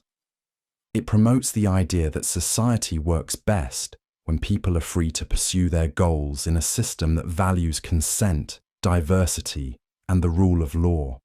It's not about one-size-fits-all answers. It's about building a framework where freedom and fairness can coexist. Marxism: you wake up, go to work, put in your hours and get paid, while someone else, the owner, takes home most of the profit. That everyday situation is exactly what Marxism was designed to critique. Marxism is a political and philosophical theory developed by Karl Marx and Friedrich Engels in the 19th century. At its heart, it's a way of understanding society through the lens of class struggle, specifically, the ongoing conflict between those who own the means of production and those who sell their labor to survive. According to Marxism, society is divided into two main groups: the bourgeoisie, who control land, factories, and capital, and the proletariat, who work for wages. Marx argued that this setup is inherently exploitative. Workers produce value through their labor, but they only receive a fraction of that value in return. The rest becomes profit for the owners. Marx believed this imbalance leads to inequality, alienation, and social tension. Over time, he predicted, these tensions would intensify until the working class rose up, overthrew the capitalist system, and replaced it with a classless society where the means of production are owned collectively. This end goal is known as communism, but Marxism also includes the transitional phase of socialism, where the state manages resources in the name of the workers. Importantly, Marxism is not just an economic theory, it also includes a critique of ideology, culture, and how dominant systems shape the way people think. In practice, Marxist ideas have influenced revolutions, governments, labor movements, and academic fields. While interpretations vary widely, and some real-world attempts have been deeply controversial, the core of Marxism remains focused on power, inequality, and the belief that economic structures shape almost every part of life. It's a framework meant to analyze not just how the world works, but how it might be transformed. Dialectical materialism. History doesn't move in a straight line. It moves through conflict, struggle, and change. That's the basic idea behind dialectical materialism. Dialectical materialism is a philosophical framework used by Karl Marx and Friedrich Engels to understand how societies develop over time. It combines two major ideas: materialism, the view that the physical world, especially economics, shapes human life, and dialectics, the idea that progress happens through the clash of opposing forces. Let's break that down. Materialism says that the foundation of any society is its economic system, how people produce, trade, and survive. Everything else, laws, politics, culture, grows out of that base. If the economy changes, everything else eventually changes with it. Dialectics adds a second layer. It says that change doesn't happen gradually or peacefully. It happens through contradictions, tensions between different social forces. In Marxist theory, the central contradiction is between classes. For example, in capitalism, it's the tension between the working class, who produce goods, and the capitalist class, who own the factories and keep the profits. As these contradictions build, they reach a breaking point. The system can't resolve its own problems, and a new system emerges. This is how Marxists explain major historical shifts, like the fall of feudalism and the rise of capitalism, and eventually, the possible transition from capitalism to socialism. Unlike older views of history that focus on great leaders or ideas, dialectical materialism focuses on material conditions and collective struggle. It's not about fate or accident. It's about the forces beneath the surface that drive change. This theory became the official philosophy of many Marxist governments, especially in the 20th century. It's a method for analyzing not just economics or politics, but how the world changes through contradiction, pressure, and ultimately transformation. Socialism. You work hard, contribute to society, and expect a fair return, but in many systems, a few people at the top take most of the reward.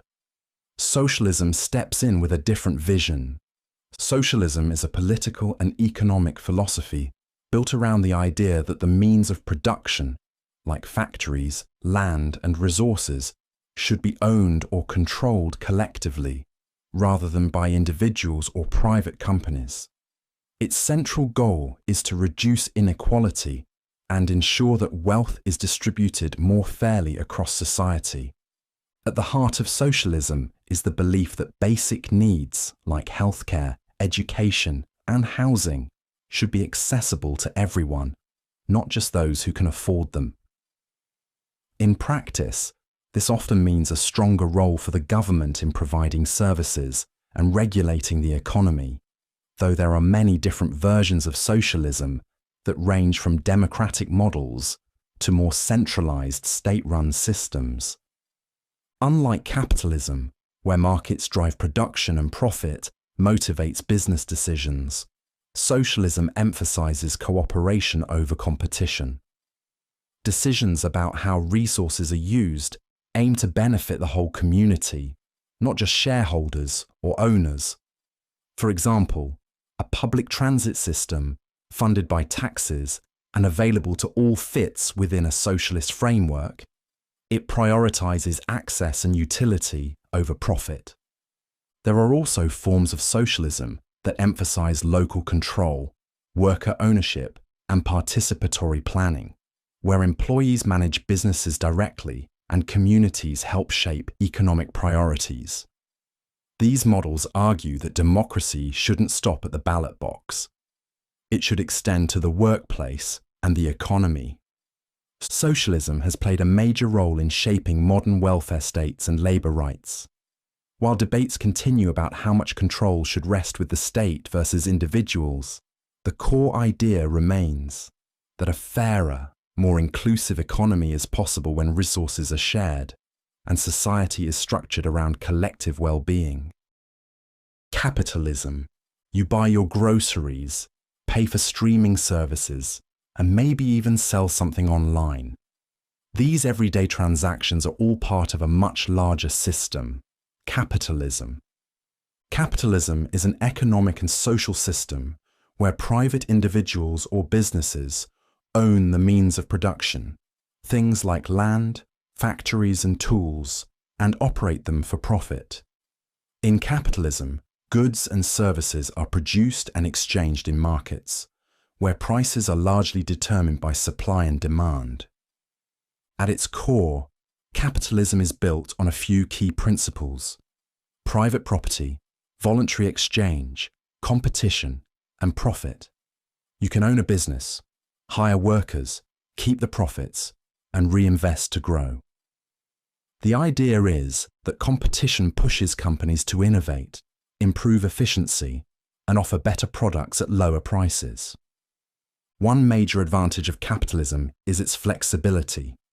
Individuals are generally free to pursue their own economic goals, whether that's starting a business, choosing where to work, or deciding what to buy. Success is often measured by how well someone can meet market demand, and profit is the reward for doing so. But capitalism also raises big philosophical and ethical questions. Critics argue that when profit becomes the main goal, it can lead to inequality, exploitation, and environmental harm. For instance, Workers might produce huge value, but receive only a small portion of the profits, while business owners accumulate wealth. Supporters, however, point to capitalism's role in driving technological advancement, raising living standards, and expanding choice. There are different versions of capitalism around the world, some with strong government regulation and social safety nets, others more market-driven with minimal intervention. But the basic structure remains the same. Economic activity is largely in private hands, and prices guide decisions. As both a practical system and a philosophical idea, capitalism continues to shape how societies organize work, wealth, and opportunity on a global scale. Communitarianism. When people talk about rights, they often focus on the individual, your freedom, your choices, your voice. But communitarianism shifts the focus to something just as important: the community around you. Communitarianism is a political and social philosophy that emphasizes the importance of shared values, social responsibilities, and the common good. Instead of treating people as isolated individuals, it views them as deeply shaped by their relationships, cultures, and communities. The central idea is simple. A society isn't just a collection of individuals pursuing their own interests.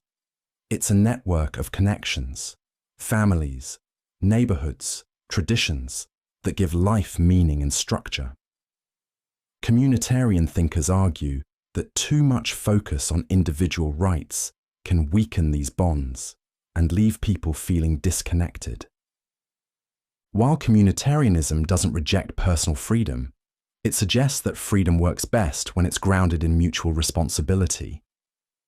For example, free speech is important, but how we use it should consider the health of the community. The same goes for economic activity. You might have the right to run a business, but the choices you make as an employer or producer affect more than just your bottom line. In practical terms, communitarianism supports policies that strengthen civic life, like public education, community development, and local decision-making. It also encourages citizens to take active roles in shaping their surroundings, from volunteering to participating in public debates. Philosophers like Charles Taylor and Michael Sandel have used communitarian ideas to critique overly individualistic models of politics, especially those that ignore cultural and historical context. They argue that people don't exist in a vacuum, and that understanding someone's values requires understanding the communities they're part of. Communitarianism challenges us to balance personal rights with collective responsibility, and to see freedom not just as independence, but as something built through connection and cooperation. Utopia. Imagine a world with no poverty, no injustice, no conflict, a society where everything works perfectly. That's the basic idea behind utopia. In philosophy, a utopia is an imagined society that is considered ideal or perfect. The term was popularized by Thomas More in the 16th century, who wrote a fictional account of an island where social harmony, equality, and rational governance replaced greed and inequality. Interestingly, the word utopia comes from Greek roots, meaning both no place and good place, hinting at the tension between dreaming of a better world and knowing it might never exist. Philosophers have used the concept of utopia not necessarily to build blueprints for real societies, but to explore what a just and harmonious world could look like. These thought experiments often reflect the values and problems of their time. For example, Plato's Republic outlines a society governed by philosopher kings, where reason rules over desire. In contrast, modern utopias might focus on technological progress, environmental sustainability, or radical equality. While utopias represent hope and possibility, they also raise philosophical challenges. Who decides what counts as a perfect society? Can perfection for one group mean oppression for another? These questions have led to dystopian responses in literature and philosophy. Imagine societies where the attempt to achieve perfection ends in control, surveillance, or disaster. Still, the idea of utopia serves an important function. It pushes people to question the status quo and consider alternatives. It encourages reflection on justice, happiness, and human potential. Whether or not a true utopia can ever be built, the concept remains a powerful tool for thinking critically about how society is organized and how it might be better. Dystopia. Imagine a future where every move is watched, every word is controlled, and freedom is a distant memory. That's the core of the philosophical concept of dystopia. A dystopia is an imagined society that appears organized on the surface, but is deeply flawed, oppressive, or terrifying underneath. Unlike a utopia, which aims to picture a perfect world, a dystopia explores what happens when power goes unchecked, systems break down, or ideals are taken to dangerous extremes. It's less about predicting the future and more about warning what could go wrong. Philosophically, dystopias ask what happens when basic human values, like freedom, dignity, and truth, are ignored or systematically undermined. These stories often feature highly controlled environments, rigid hierarchies, and the loss of individual rights. Governments may use surveillance, propaganda, or technology to keep citizens obedient.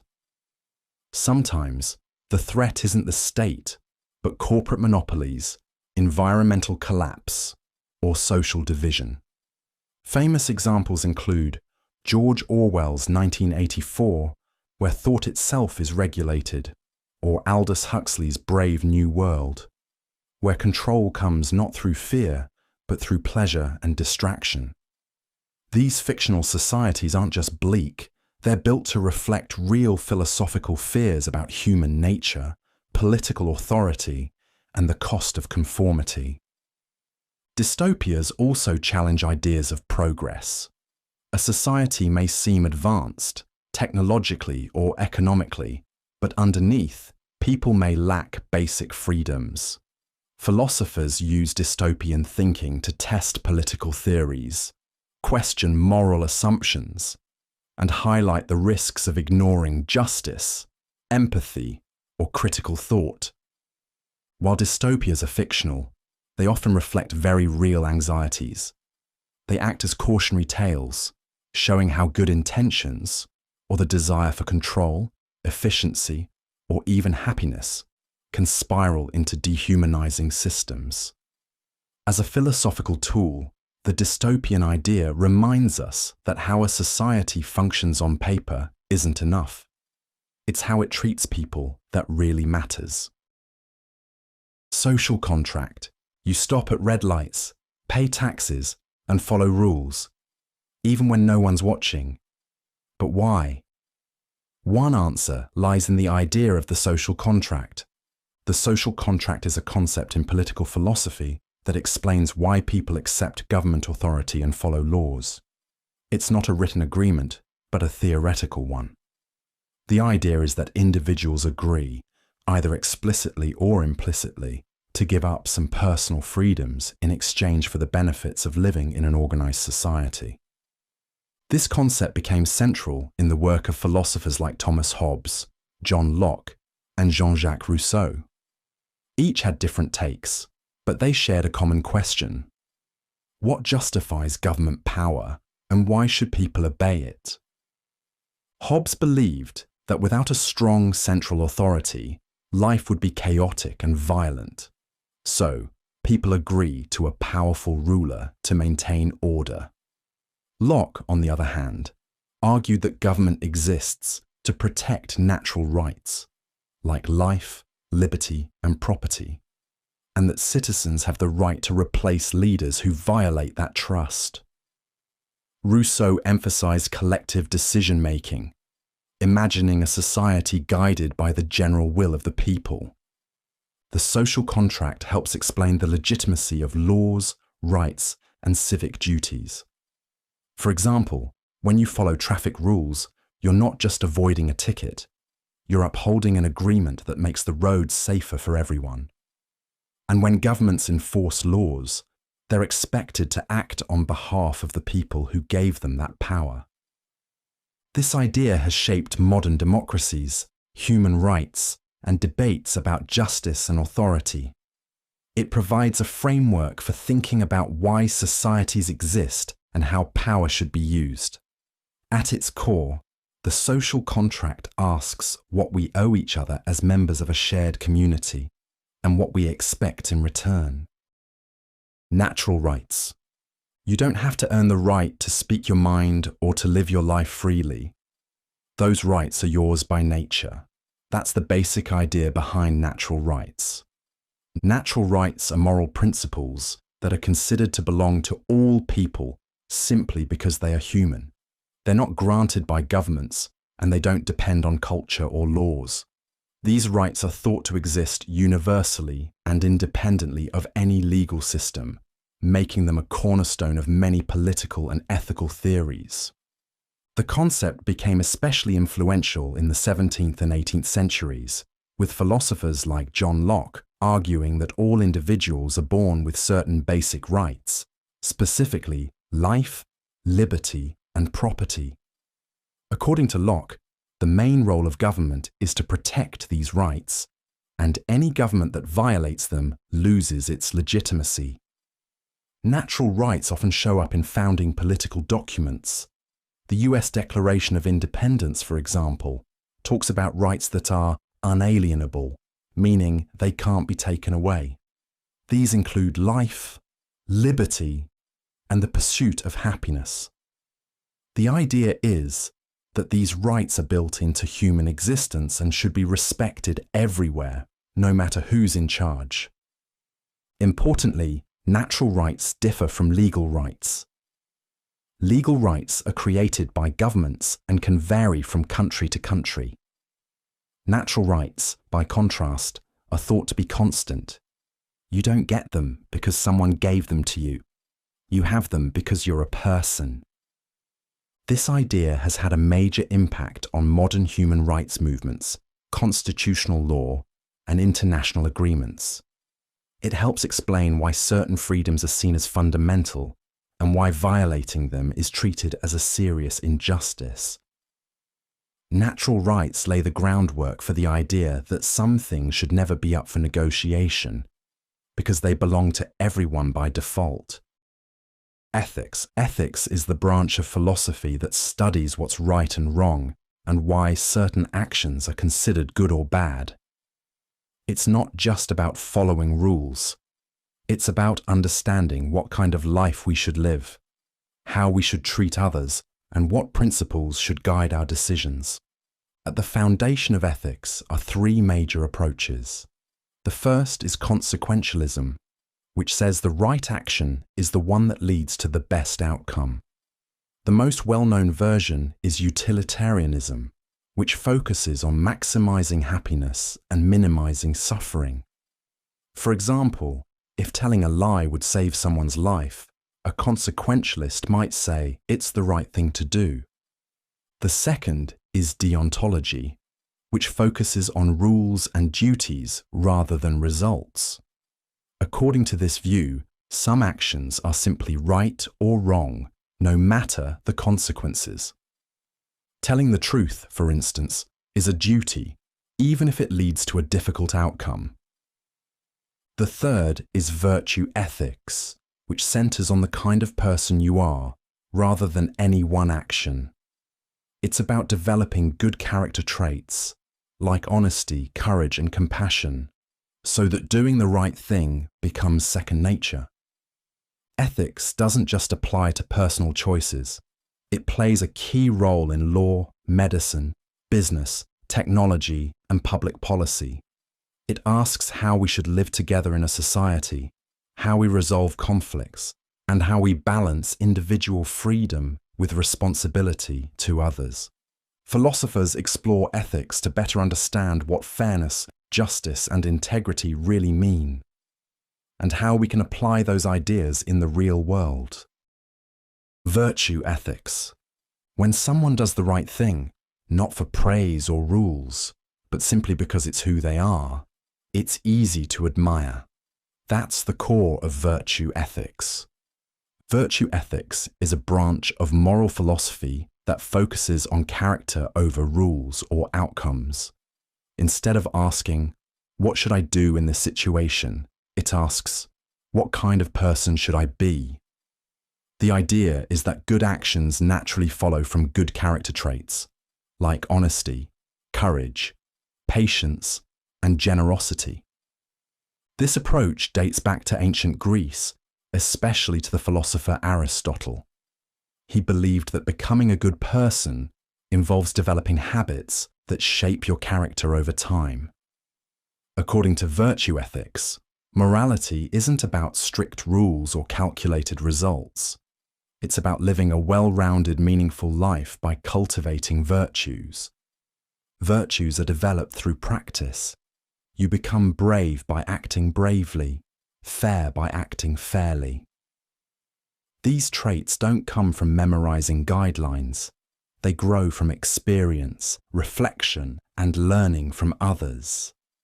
That's why role models matter so much in virtue ethics. We learn what virtue looks like by watching people we respect. One of the key ideas here is moderation. Aristotle famously emphasized the golden mean, the idea that virtue often lies between two extremes. For example, courage isn't recklessness or cowardice, but something in between. Generosity isn't giving everything away or being stingy. It's finding a balanced response based on context. Virtue ethics also considers emotions and relationships essential to moral life. It sees people not as isolated decision-makers, but as social beings whose actions are shaped by the communities they live in. Rather than offering a formula for right and wrong, virtue ethics encourages lifelong character development. It's about becoming the kind of person whose actions naturally align with integrity, wisdom, and moral strength. Stoicism. You can't control the traffic, the weather, or what people say about you. But according to Stoicism, that's not what matters. What matters is how you respond. Stoicism is a school of philosophy that began in ancient Greece and became especially popular in Rome. It teaches that the key to a good life isn't wealth, fame, or even comfort.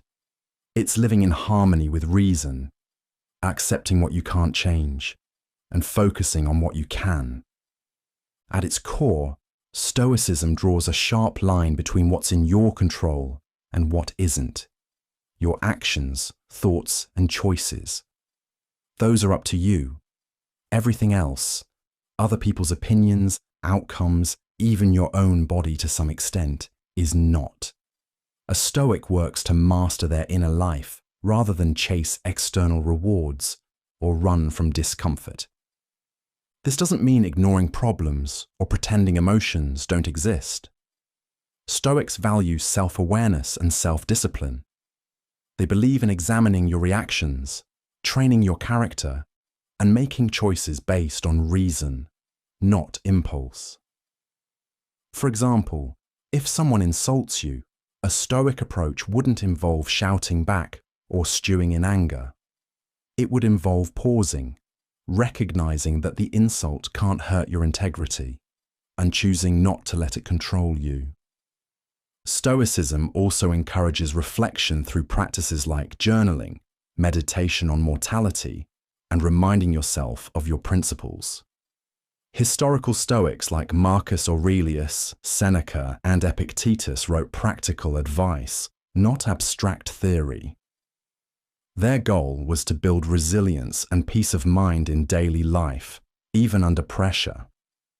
The philosophy gained renewed interest in recent years, especially among people seeking mental clarity, emotional balance, and strength in uncertain times. Stoicism offers a toolkit for living well, not by changing the world around you, but by strengthening the way you move through it. Epicureanism. Epicureanism is a philosophy that began with the ancient Greek thinker Epicurus. Despite what the name might suggest, it's not about luxury or indulgence. In fact, it teaches that true happiness comes from simplicity, moderation, and peace of mind.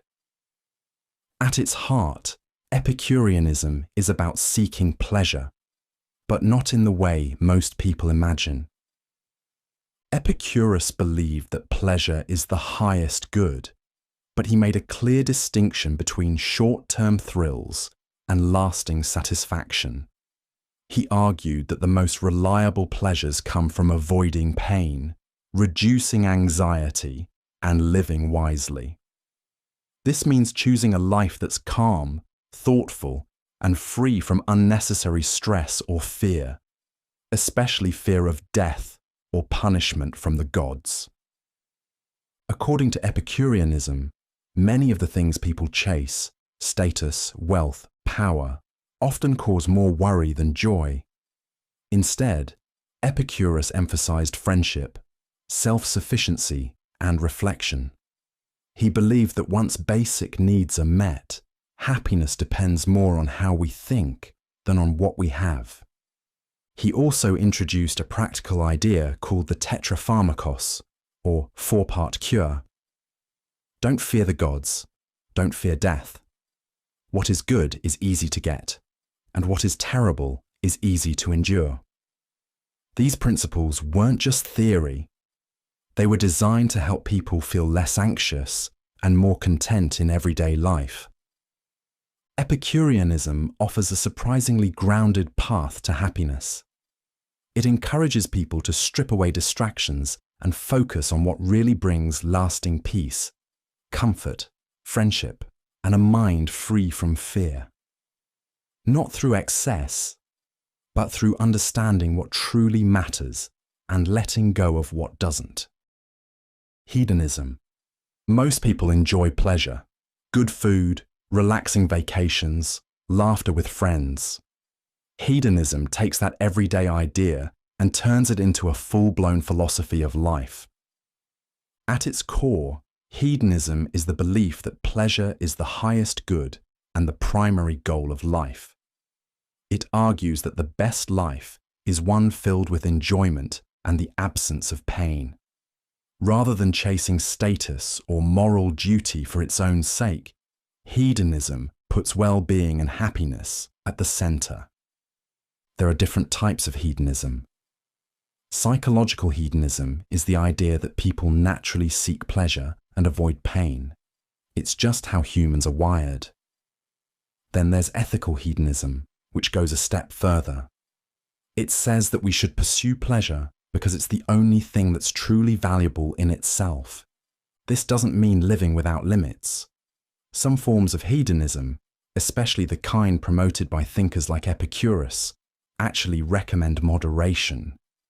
Overindulging in short-term pleasures can lead to long-term discomfort, which defeats the whole purpose.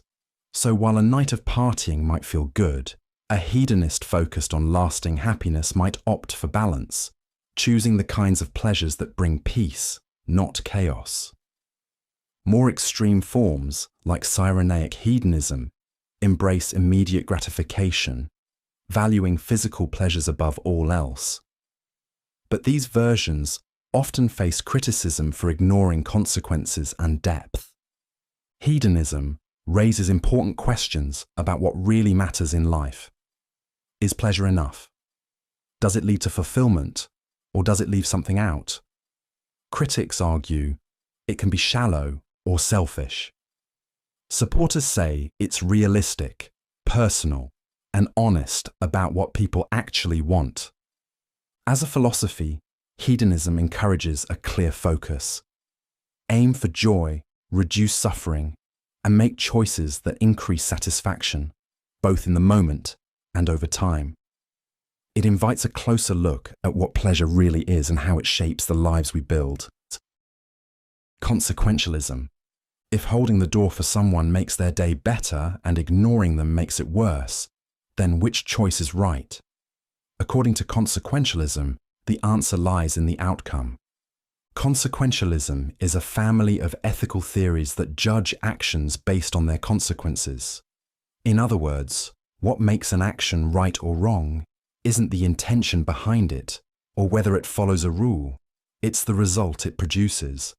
The better the outcome, the more morally justified the action is. The most well-known form of consequentialism is utilitarianism, which focuses on maximizing overall happiness and minimizing suffering. For example, if a doctor can save 5 patients by using the organs of one healthy person, a strict utilitarian might argue that it's the right thing to do because it leads to more lives saved. Of course, this raises serious moral concerns, and that's part of what makes consequentialism so widely debated. There are other versions too. Some focus on promoting justice, freedom, or well-being, rather than happiness alone. What they all share is the basic idea that the ends matter more than the means. Consequentialism appeals to many because it offers a practical way to think through ethical choices. It asks you to weigh the impact of your actions, not just whether they follow rules or feel right in the moment. But it also has challenges. It can be hard to predict all the consequences of an action, and sometimes it seems to allow morally troubling behavior if it leads to a greater good. Still, consequentialism remains one of the most influential approaches in ethics. It's used in public policy, medicine, and everyday decision-making, anywhere people need to weigh benefits and risks to decide what should be done.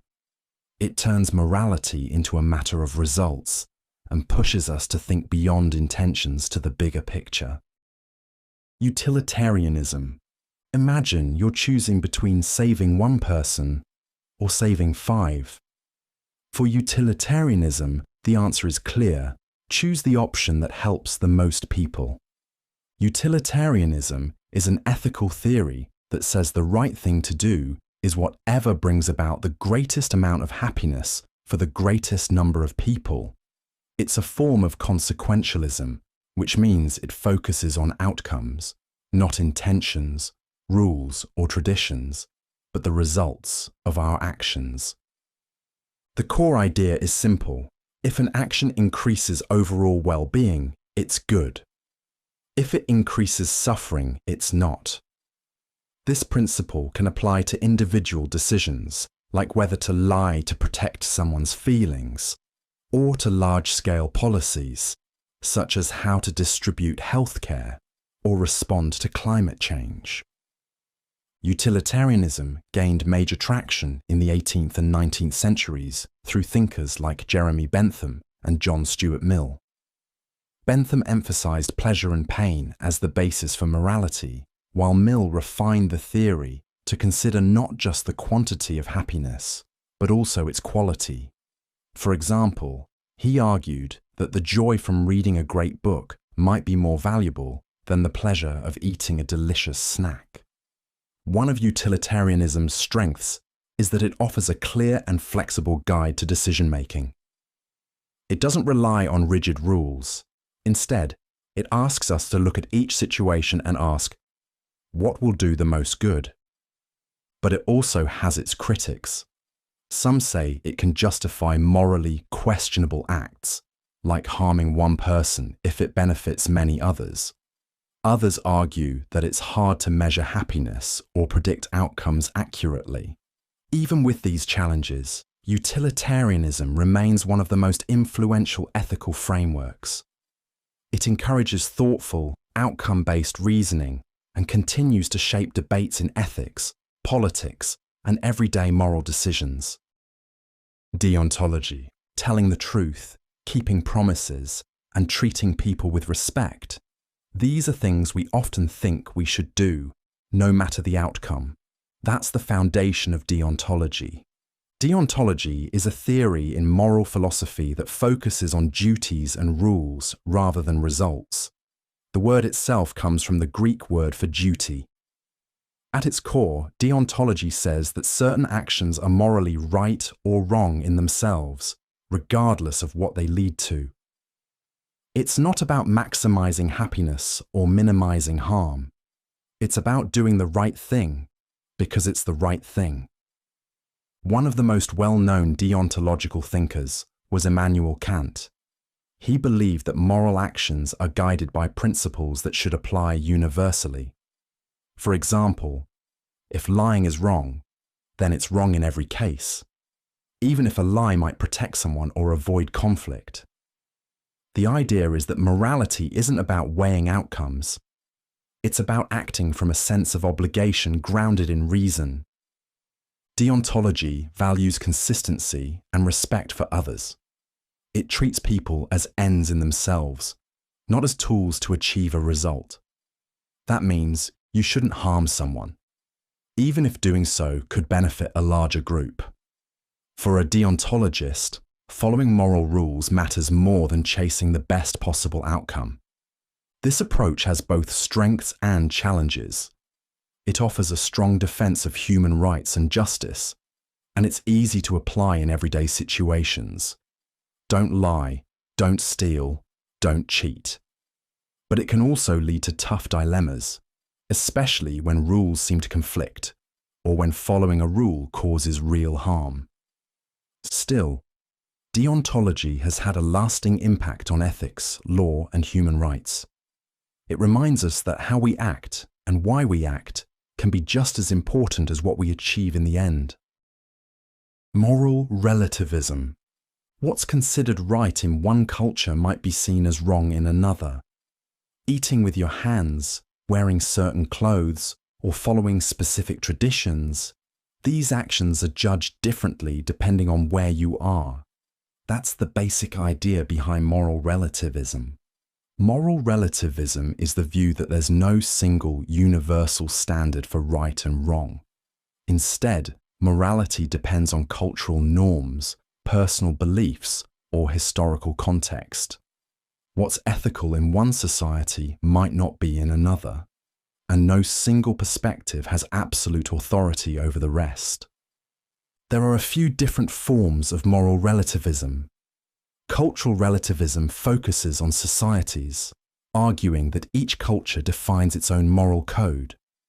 According to this view, practices like arranged marriage, dietary laws, or even concepts of justice should be understood within their cultural framework, not judged by external standards. Then there's individual relativism, which holds that morality is shaped by personal beliefs. In this case, what's right for one person might not be right for someone else, and that's okay, because moral truth is not objective, it's subjective. Supporters of moral relativism argue that it promotes tolerance and understanding. It encourages people to question their assumptions and recognize that different cultures and individuals can have deeply held yet different values. But critics worry that if morality is entirely relative, it could excuse harmful behavior or make it hard to challenge injustice. After all, if no value system is better than another, how do we criticize cruelty or oppression? Still, moral relativism plays a key role in ethics and global dialogue. It highlights the complexity of human values and reminds us that moral systems aren't always one size fits all. In a diverse world, understanding how and why people differ in their beliefs is essential to living together respectfully. Moral objectivism, stealing someone's property, harming innocent people, or breaking promises, these are actions most people agree are wrong, no matter where they live or what they believe. That's the foundation of moral objectivism. Moral objectivism is the view that some moral principles are universally true. According to this theory, certain actions are right or wrong, independent of personal opinions, cultural norms, or historical context. It doesn't mean everyone always agrees or behaves perfectly. It means that right and wrong exist, whether people recognize them or not. This idea stands in contrast to moral relativism, which suggests that morality varies from one culture or person to another. Where relativism says moral truth is flexible, objectivism says it's stable. So, while societies might disagree on minor issues, objectivists argue that there are core moral values like fairness, justice, or honesty that hold across time and place. There are different ways to ground these objective values. Some versions rely on reason, arguing that logical reflection reveals moral truths. Others connect morality to human well-being, claiming that certain actions are wrong because they cause harm or violate human dignity. Religious versions point to a divine source for moral law, though secular objectivists base their views in human nature or rational argument. One strength of moral objectivism is that it provides a foundation for criticizing injustice. If slavery or discrimination are objectively wrong, then it doesn't matter if they were accepted in the past or justified by a specific culture. They can still be condemned on moral grounds. Moral objectivism is a powerful framework for ethics. It insists that moral questions aren't just a matter of taste or tradition. They can have real answers, and those answers, according to this view, are true whether we agree with them or not. Logic. If you say all cats are mammals and your pet is a cat, then it has to be a mammal. That's logic, clean, simple, and hard to argue with. Logic is the branch of philosophy that studies the rules of correct reasoning.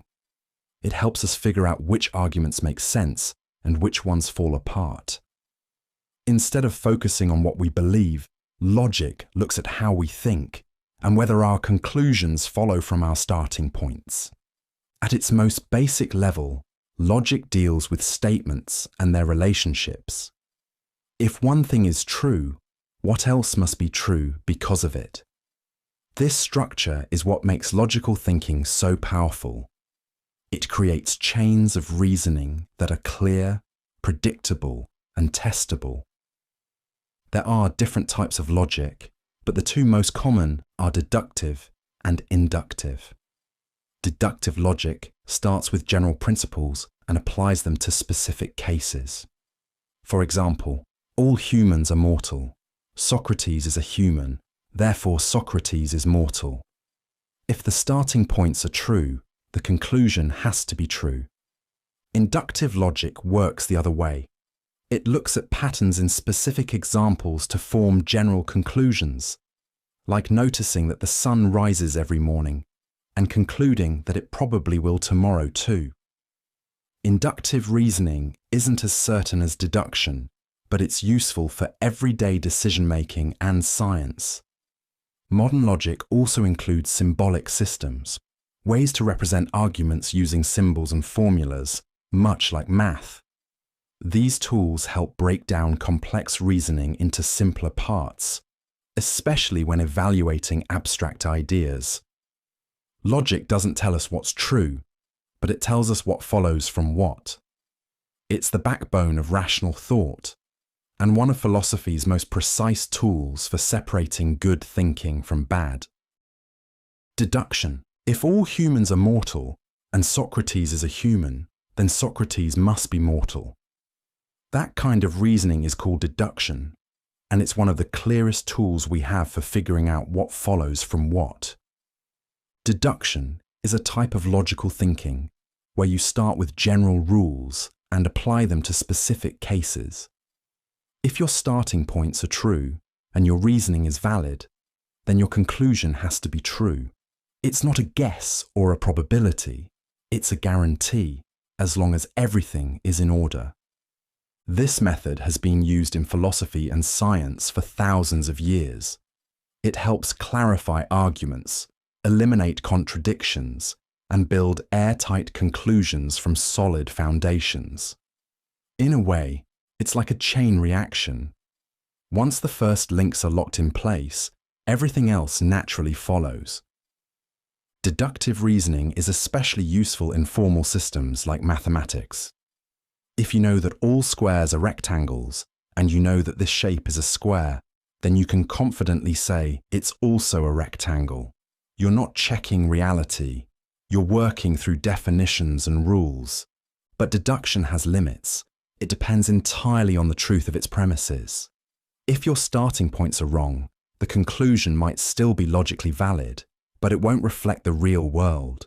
For example, if someone says, all fish can fly, goldfish are fish, therefore goldfish can fly, the logic holds. But the first statement doesn't. That's why deduction is often paired with observation-based reasoning, like induction. One gives structure, the other gives input. Together they help form a fuller picture of how we reason, argue, and understand.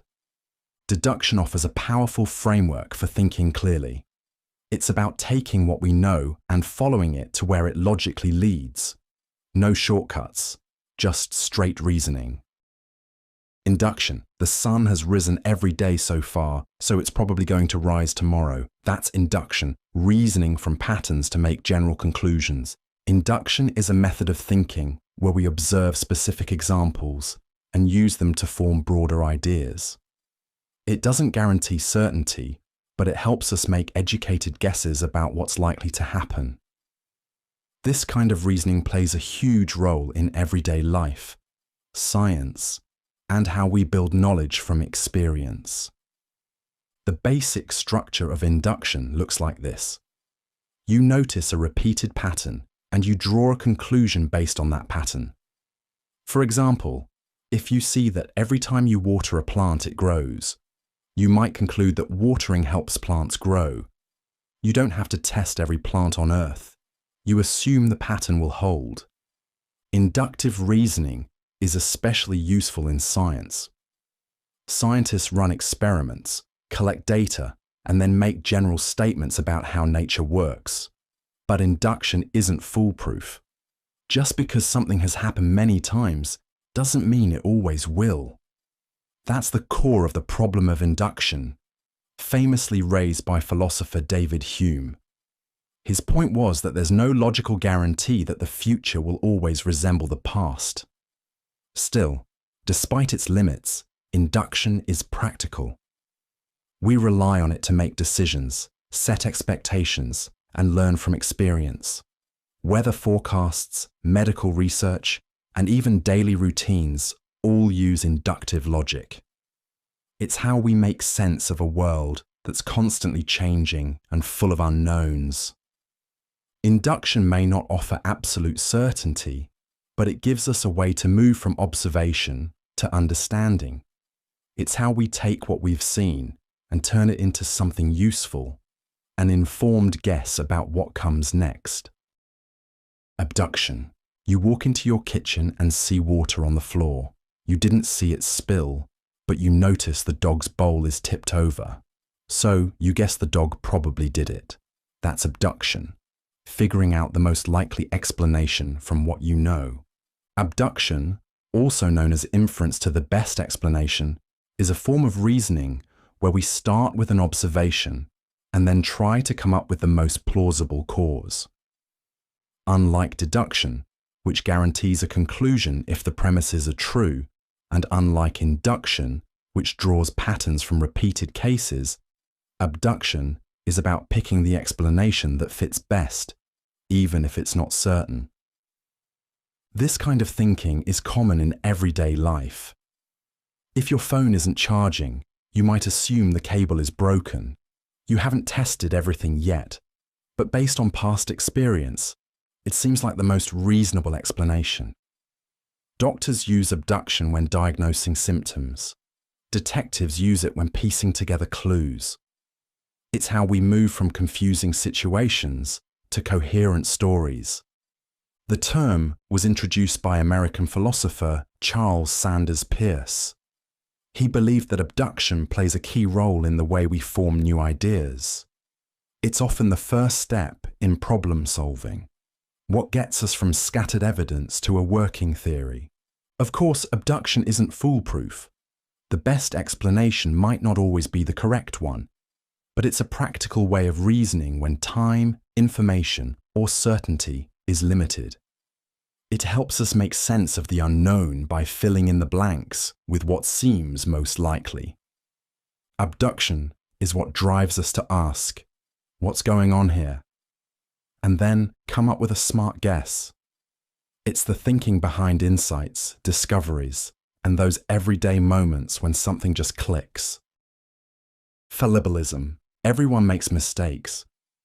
But what if that idea applied not just to people, but to knowledge itself? That's the central idea behind fallibilism. Fallibilism is the philosophical view that no belief or theory is ever completely immune to error. It doesn't mean everything is wrong. It just means that no matter how confident we are, there's always a chance we could be mistaken. Even our best knowledge is provisional, open to revision if better evidence comes along. The concept grew out of modern science and philosophy. Thinkers like Charles Sanders Peirce and Karl Popper promoted the idea that knowledge should always remain flexible. In science, for example, a theory can be incredibly well supported by experiments and data. But scientists don't treat it as final truth. They treat it as the best current explanation until something better appears.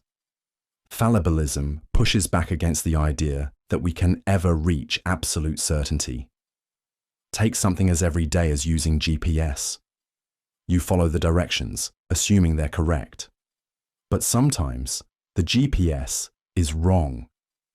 Fallibilism encourages that mindset on a larger scale. It reminds us that any belief, no matter how trusted, might need to change.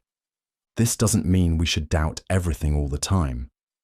Fallibilism is compatible with having strong beliefs, using evidence, and making decisions.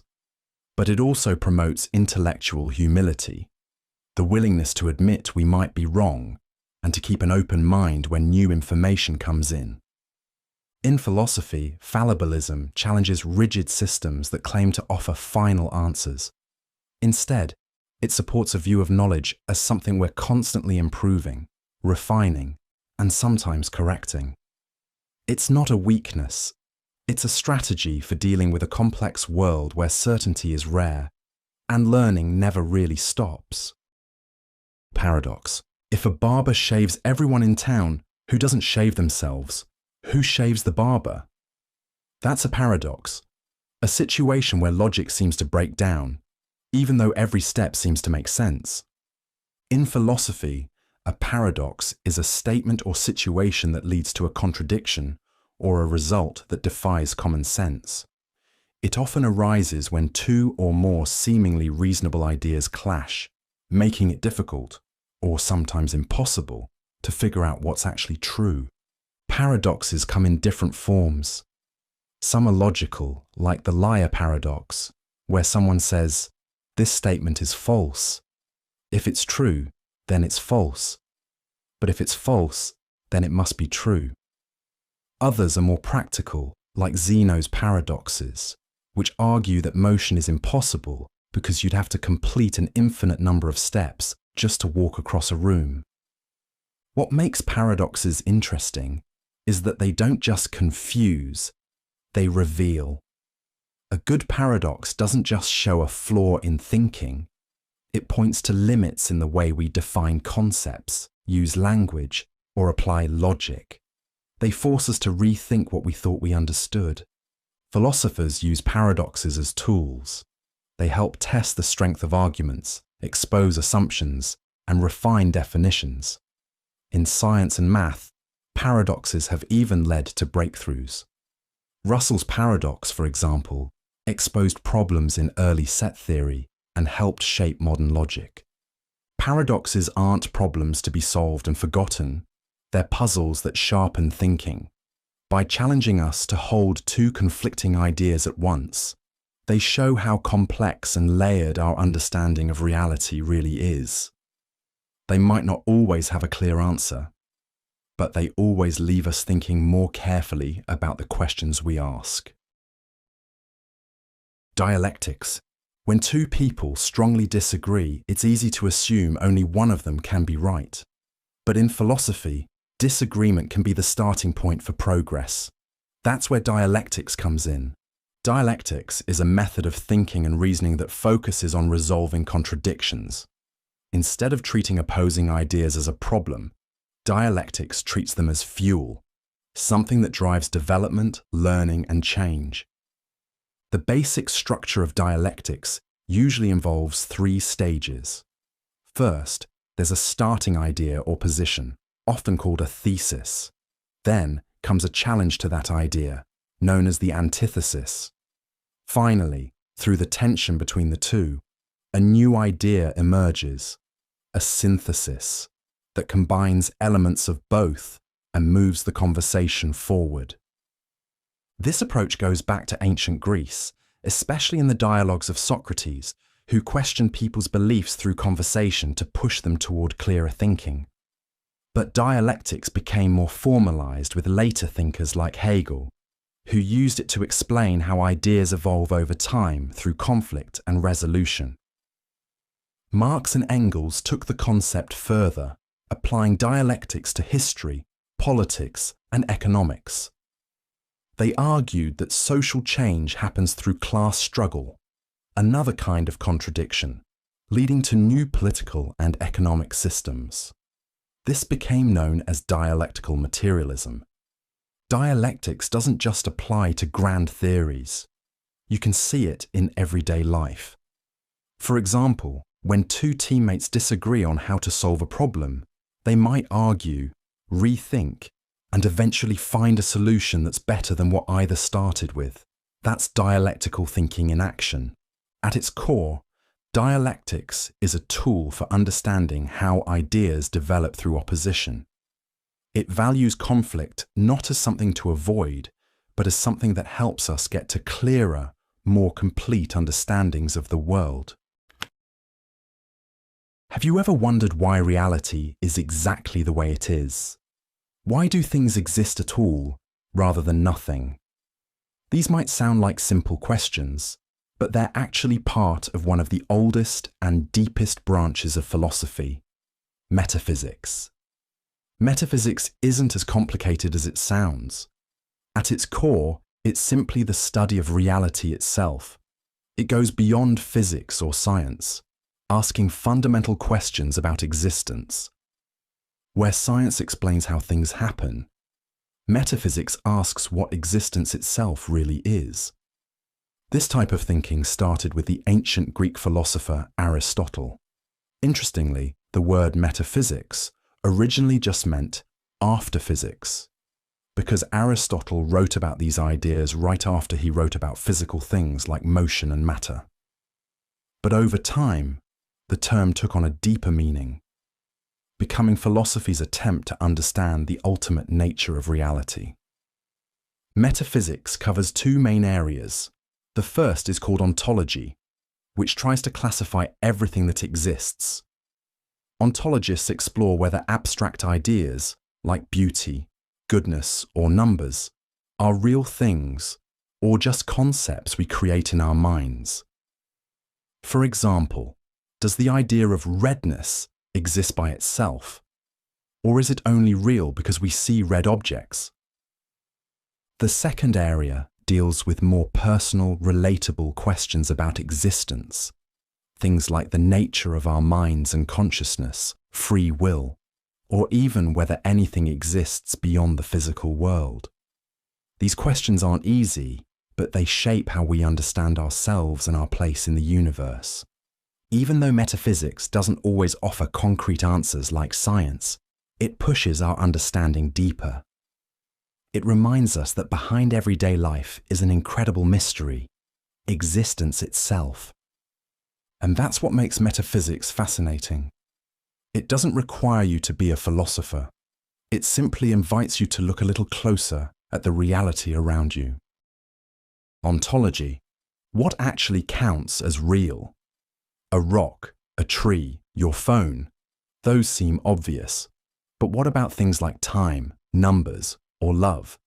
Do they exist in the same way? This is exactly what ontology tries to figure out. It's a branch of philosophy that focuses on one big question: what exists? Ontology is a part of metaphysics, and it deals with the most basic categories of being. It doesn't just ask what things are made of, it asks what kinds of things can exist at all. For example, it wants to know if everything in the world is made up of physical objects, or if abstract things, like ideas or emotions, should also be considered part of reality. A key idea in ontology is the distinction between particulars and universals. Particulars are individual things, like your specific cat or this specific chair.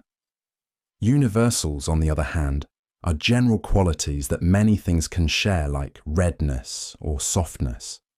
Ontologists debate whether universals are real things or just useful labels we attach to objects. Ontology also tackles questions about identity. If you replace all the parts of a ship one by one, is it still the same ship? That's not just a puzzle. It's an ontological issue about persistence and change over time. Modern ontology has even made its way into technology. In computer science and AI, an ontology is a structured framework used to represent knowledge. It helps systems understand how different pieces of data relate to each other. At its core, ontology is about building a map of reality. It helps us sort the world into categories that make sense, even when things aren't as straightforward as they first seem. And in doing that, it quietly shapes how we think about everything that exists. Osh. Everything we see, trees, oceans, stars, even our own thoughts, has to come from somewhere. But what if you asked, what's the first thing, the real beginning of everything? That's exactly what the ancient Greeks were trying to figure out when they came up with the idea of arche. Arche means the fundamental substance or principle that everything else comes from. Think of it like this. If the universe were a building, arche would be the raw material it was made from, the bricks, the beams, the foundation. Different early philosophers had different ideas about what that first substance could be. Thales, one of the earliest thinkers, believed everything came from water, not because everything's wet, but because he saw water everywhere. Rivers, rain, even in our bodies. To him, it made sense as a unifying ingredient. Others disagreed. Anaximenes said it was air. Heraclitus went with fire, and Anaximander argued it wasn't any known substance, but something more abstract, an infinite, formless source he called the apeiron. These weren't just random guesses. They were attempts to explain the entire universe using logic and observation, long before modern science existed. In fact, these early ideas eventually laid the groundwork for physics and cosmology. The arche was a way of saying, let's find the root of reality, not through stories or myths, but by thinking deeply. Even now, scientists and philosophers are still asking versions of the same question. What is everything made of? Where did it all start? Arche may be an ancient idea, but it points to something timeless. The drive to understand the very beginning of everything we know. Monism. Most of us see the world as a collection of separate things. People, animals, buildings, objects. Everything seems divided. But there's an ancient idea that flips this view completely on its head. It's called monism, and it claims that everything is, in fact, one. Monism comes from the Greek word for single. In philosophy, it's the belief that all of reality, everything you see, feel, think, is made of just one fundamental substance or principle. That might sound abstract, but it's actually pretty simple at its core. Instead of thinking there's mind and matter or body and soul, monism says, no, it's all just one thing, appearing in different forms. There are different kinds of monism. Some versions say everything is physical, what we'd call material monism. Others claim everything is mental, like one giant consciousness. This is known as idealist monism. And then there's neutral monism, which says the universe isn't mental or physical. It's something else entirely, something more basic that gives rise to both. To get a feel for monism, imagine a wave in the ocean. You can point to a wave and say it's a thing, but it's still just ocean, shaped differently for a moment. That's the monist view of you, me, everything. We're not separate things, just temporary patterns in a single, endless whole. This idea isn't just a thought experiment. It shaped entire cultures, from Eastern philosophies like Advaita Vedanta to modern physics debates about the fabric of reality. It challenges how we see ourselves and what we think the world really is. Monism doesn't ask you to stop seeing differences. It invites you to look deeper and notice what might be hiding underneath all of them. Unity. Dualism. You stub your toe on a chair and it hurts. But what's actually feeling that pain? Is it just your brain firing signals, or is there something more, something non-physical, like a mind or a soul? That's where dualism comes in.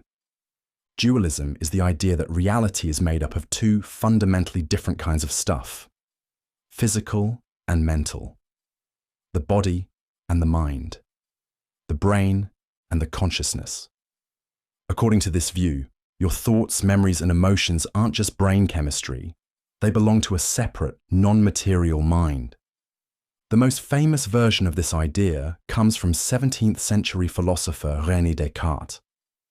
He argued that the body is like a machine, made of matter, operating under physical laws, while the mind is something else entirely, invisible, indivisible, and capable of thought.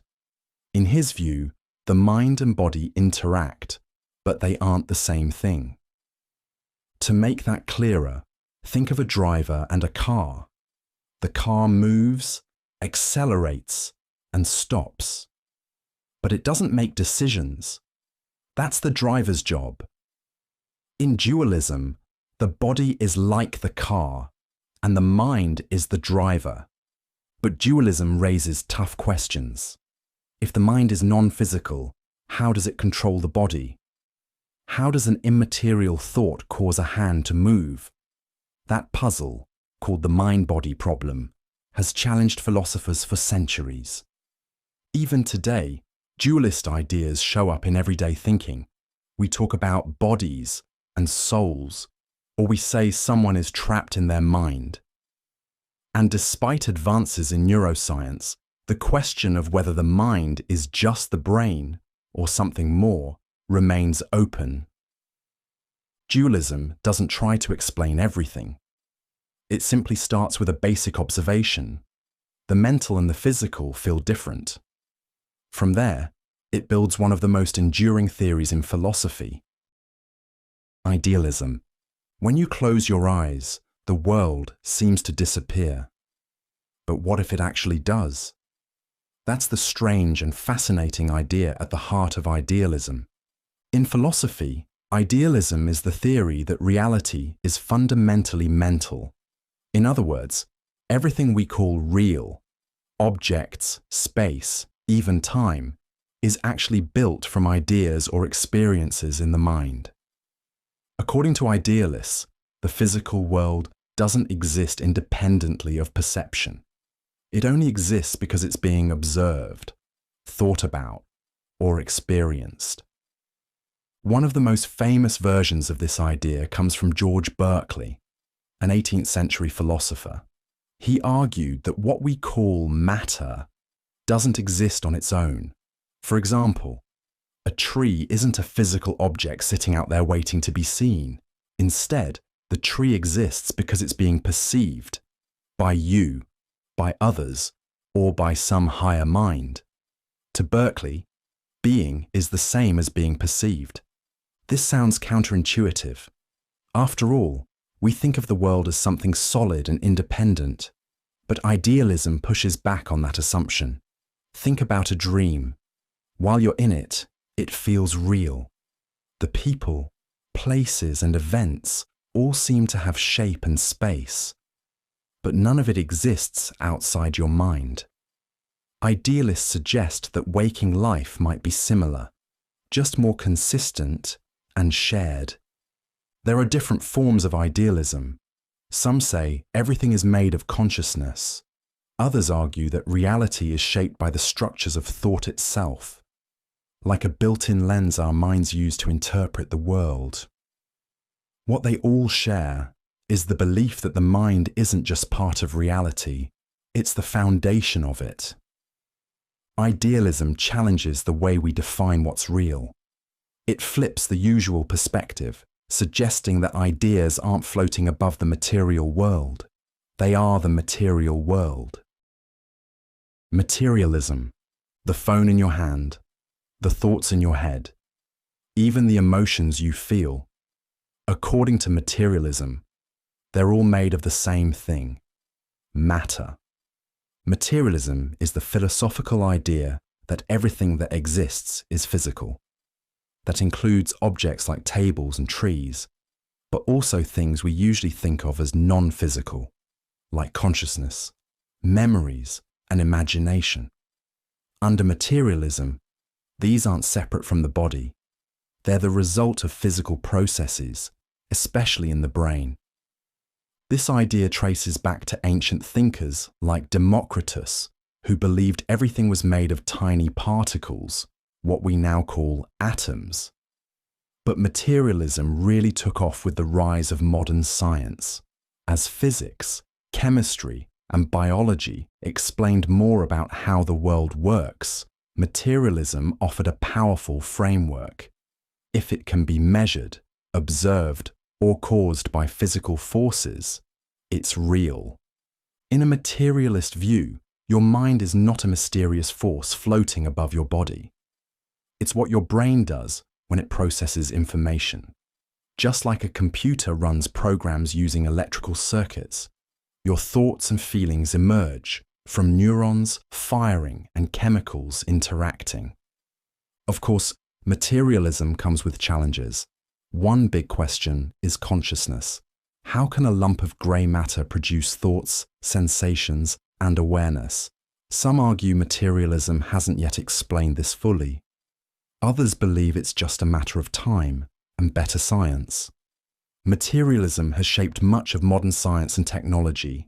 It's the basis for neuroscience, psychology, and even artificial intelligence. If everything can be explained in physical terms, it means we can study, predict, and maybe even replicate the mind itself. At its core, materialism is a simple idea with massive implications. The universe runs on physical laws, and everything we are, including the parts that feel the most personal, follows those laws too. Atomism. Everything around you, your phone, the air, your body, even light, is made up of tiny pieces too small to see. That basic idea sits at the heart of atomism, one of the oldest philosophical theories about the nature of reality. Atomism is the belief that everything in the universe is made of tiny, indivisible units called atoms. These atoms are not the same as the ones studied in modern chemistry, but the concept goes back over 2,000 years to ancient Greece. Philosophers like Leucippus and Democritus proposed that the world isn't continuous or smooth, but built from countless small particles moving through empty space. According to classical atomism, atoms are eternal, solid, and unchangeable. They differ in shape and size, and their combinations create everything we see: rocks, plants, animals, even fire and water. Change doesn't come from anything disappearing or appearing out of nowhere. It's simply atoms rearranging into new forms. This view was radical for its time. It rejected ideas based on mythology or mysterious forces. Atomists believed the universe operated by natural laws, not the whims of gods.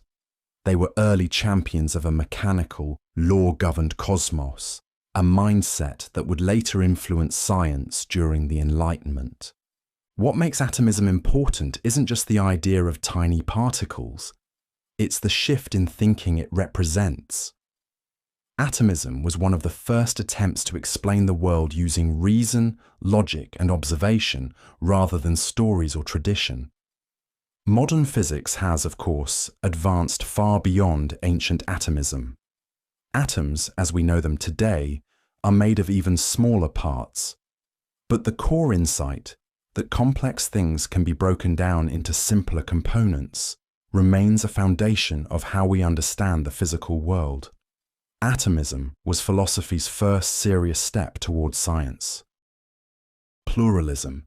Not everything can be explained by one single idea. Sometimes, reality is just too complex for that. That's the basic starting point of pluralism.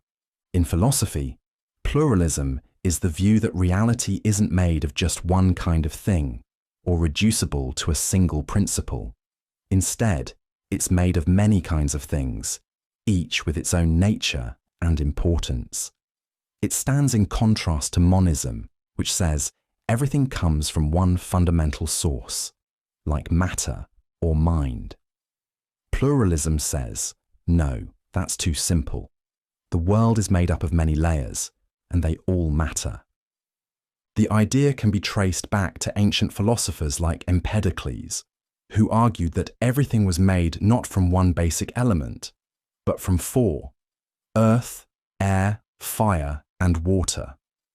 Fast forward to modern philosophy, and pluralism is still around, just in more developed forms.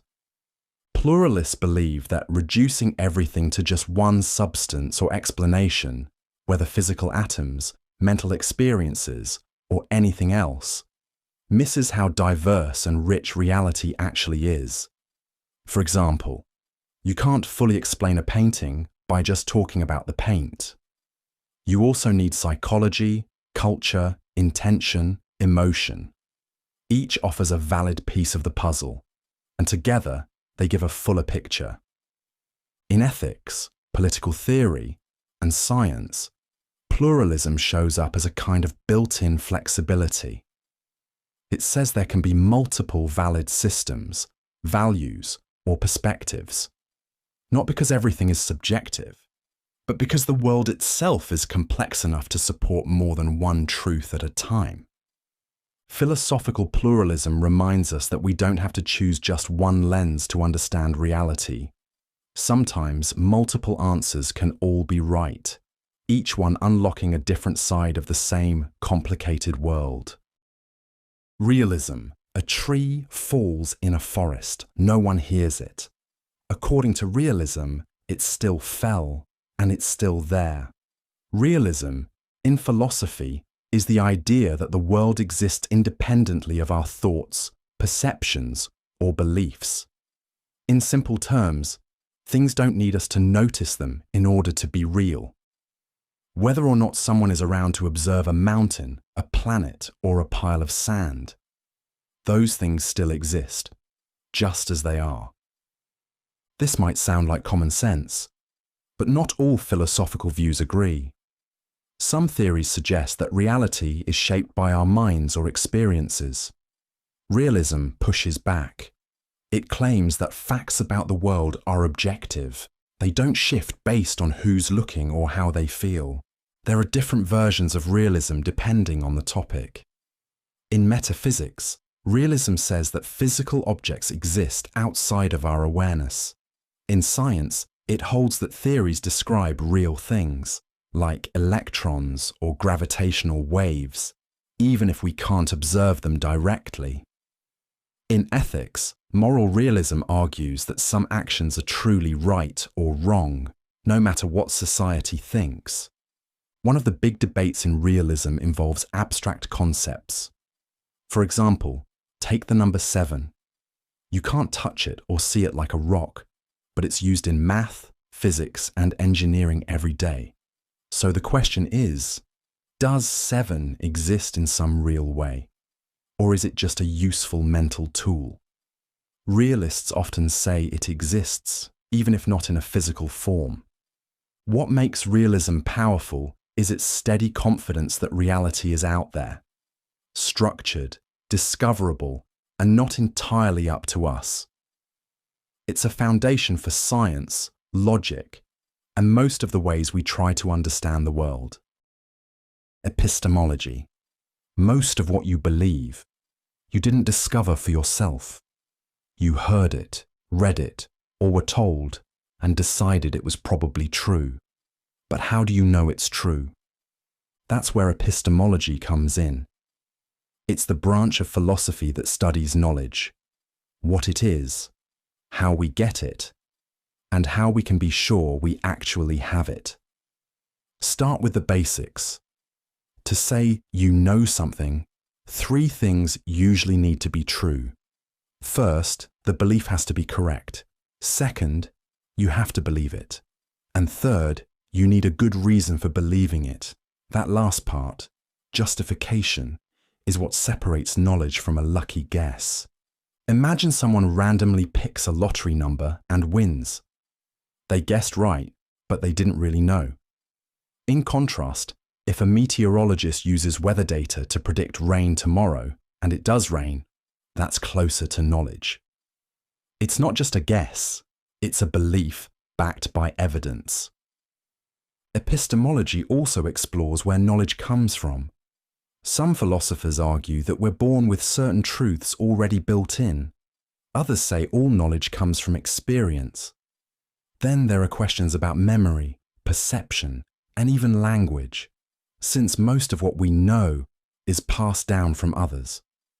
The field also tackles skepticism. How can we trust what our senses tell us when illusions and false memories exist? And how do we know that the world outside our mind actually matches how we experience it? Epistemology doesn't always offer easy answers, but it lays the groundwork for understanding what counts as a reliable belief. In a world full of information, misinformation, and uncertainty, that kind of clarity is more important than ever. Skepticism. You see the sun rise, your feet touch the floor, and the news tells you what's happening in the world. It all feels certain. But skepticism asks a blunt question. How do you actually know any of it is real? In philosophy, skepticism is the view that we should doubt or suspend judgment about what we think we know. It doesn't claim that nothing is true. It just challenges the idea that we can be completely sure of anything, especially when our knowledge depends on perception, memory, or testimony. One of the earliest skeptics, Pyrrho of Elis, believed that because our senses can deceive us, we should withhold belief.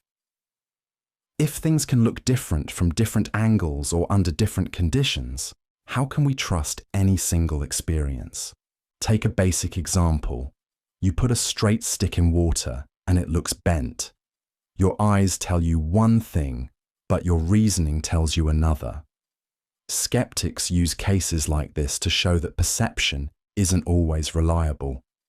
And if we can't fully trust our senses, then anything built on them, like science, history, or even daily experience, becomes less certain. Modern skepticism goes even further. Some versions ask how we know we're not dreaming, or trapped in a computer simulation. Others point out that even our logical reasoning could be flawed, since it depends on assumptions that can't be proven without using reasoning itself. Still, skepticism isn't about giving up on knowledge. It's about setting a high standard for what counts as knowing. It pushes philosophy to be more careful, more precise, and more honest about the limits of what we can claim. In that sense, skepticism isn't the enemy of truth. It's a tool for testing it. Rationalism. You don't need to see a triangle to know it has 3 sides. Some things we just seem to know by thinking. That's the starting point of rationalism. Rationalism is the philosophical view that reason is the primary source of knowledge.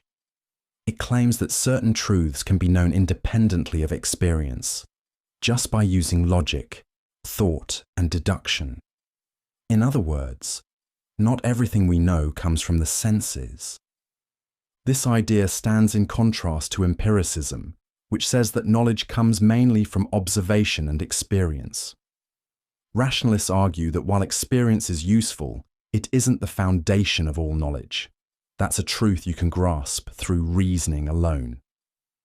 Rationalist thinkers believe that the mind contains certain basic ideas or structures from birth. These are often called innate ideas. Examples include concepts like quantity, identity, or even cause and effect. You don't learn them from the outside world. They're already built into how you think. One of the most famous rationalists, René Descartes, used pure reasoning to try to establish certainty. He started by doubting everything, including his senses, and worked his way up using logical steps. The idea was that reason could build a solid foundation for knowledge, even when experience might be misleading. Rationalism has had a huge influence on science, mathematics, and philosophy. It supports the idea that the mind is not just a passive receiver of information, but an active tool for discovering truth. By relying on reason, rationalism helps explain how we understand things that go beyond immediate experience, things that are abstract, universal, and often essential to how we make sense of the world. Empiricism. You know fire is hot because you felt it. You know sugar is sweet because you've tasted it. These aren't ideas you were born with. They came from experience. That's the core idea behind empiricism. Empiricism is the philosophical view that all knowledge comes from sensory experience. It says we're not born knowing things. We start with a blank slate, and everything we learn comes from what we see, hear, touch, taste, and smell. This idea directly challenges rationalism, which claims that some knowledge is built into the mind. Empiricists push back, arguing that without experience, even the most basic concepts wouldn't exist. You don't know what cold is until you've felt it. You don't understand blue unless you've seen it. The roots of empiricism go back to thinkers like John Locke, who described the mind at birth as a blank sheet of paper. For Locke, experience writes on that paper over time, through direct observation and reflection. Later philosophers like George Berkeley and David Hume developed the idea further, showing how everything from complex ideas to moral beliefs could be traced back to experience. Empiricism also laid the foundation for the modern scientific method. Instead of relying on pure logic or intuition, scientists observe, measure, and test. They build knowledge by gathering data and repeating experiments. That method reflects the core belief of empiricism, that truth starts with what we can observe. Of course, empiricism isn't just about science.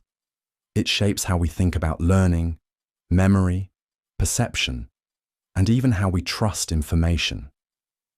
By grounding knowledge in experience, empiricism builds a framework for understanding the world through the evidence it gives us, one sense at a time. Solipsism. Everything you've ever seen, heard, touched, or thought about has passed through your mind. So what if none of it exists outside your own head? That's the unsettling idea behind solipsism. Solipsism is the philosophical position that only your own mind is certain to exist. Everything else, other people, the outside world, even your own body, might just be part of your consciousness. Not because you're imagining it on purpose, but because there's no way to prove that anything beyond your thoughts is real. The reasoning starts with a simple fact. All your experiences come through your own perspective. You don't have direct access to other people's thoughts or sensations. You see someone smile, but you can't feel what they feel. You hear a sound, but it's always processed by your own senses. From this viewpoint, the world could be a kind of mental simulation, something your mind creates moment by moment. Solipsism isn't saying that everyone else is fake, or that the world definitely isn't real. It's just pointing out that we have no way to be absolutely sure. Every bit of evidence you could use to prove otherwise, sight, sound, logic, still comes from within your own mind. It's like trying to step outside of your own shadow. This idea is more than just a thought experiment. It connects to deeper questions in epistemology and consciousness studies. Philosophers use solipsism to explore the limits of knowledge and how we define what's real. It also highlights a central challenge in philosophy, figuring out how we can know anything beyond our own experience. Even though few people actually believe in solipsism, the idea itself forces philosophy to be more careful about its assumptions. It reminds us that the line between certainty and belief is thinner than it looks. Pragmatism. If an idea works in real life, then maybe that's all the truth it needs. That's the core idea behind pragmatism. Pragmatism is a school of philosophy that focuses on the practical consequences of beliefs. Instead of asking whether something is abstractly true, pragmatists ask whether it's useful. If a belief helps you solve problems, make predictions, or get through life more effectively, then it has value, and that might be enough to count as knowledge. This approach was developed in the late 1800s by American philosophers like Charles Sanders Peirce, William James, and John Dewey. They weren't interested in truth as something fixed and eternal. Instead, they saw it as something that could evolve, depending on how well it holds up in real situations. In pragmatism, a belief is like a tool. Take the idea that germs cause disease. That belief is accepted not because it sounds elegant or fits a grand theory, but because it leads to effective treatments, vaccines, and healthier lives. The belief is considered true because it works. Pragmatism also applies to moral and social issues. For example, rather than debating whether justice has a perfect definition, a pragmatist might ask which policies or actions lead to a more fair and stable society. The focus stays on results, not idealized concepts.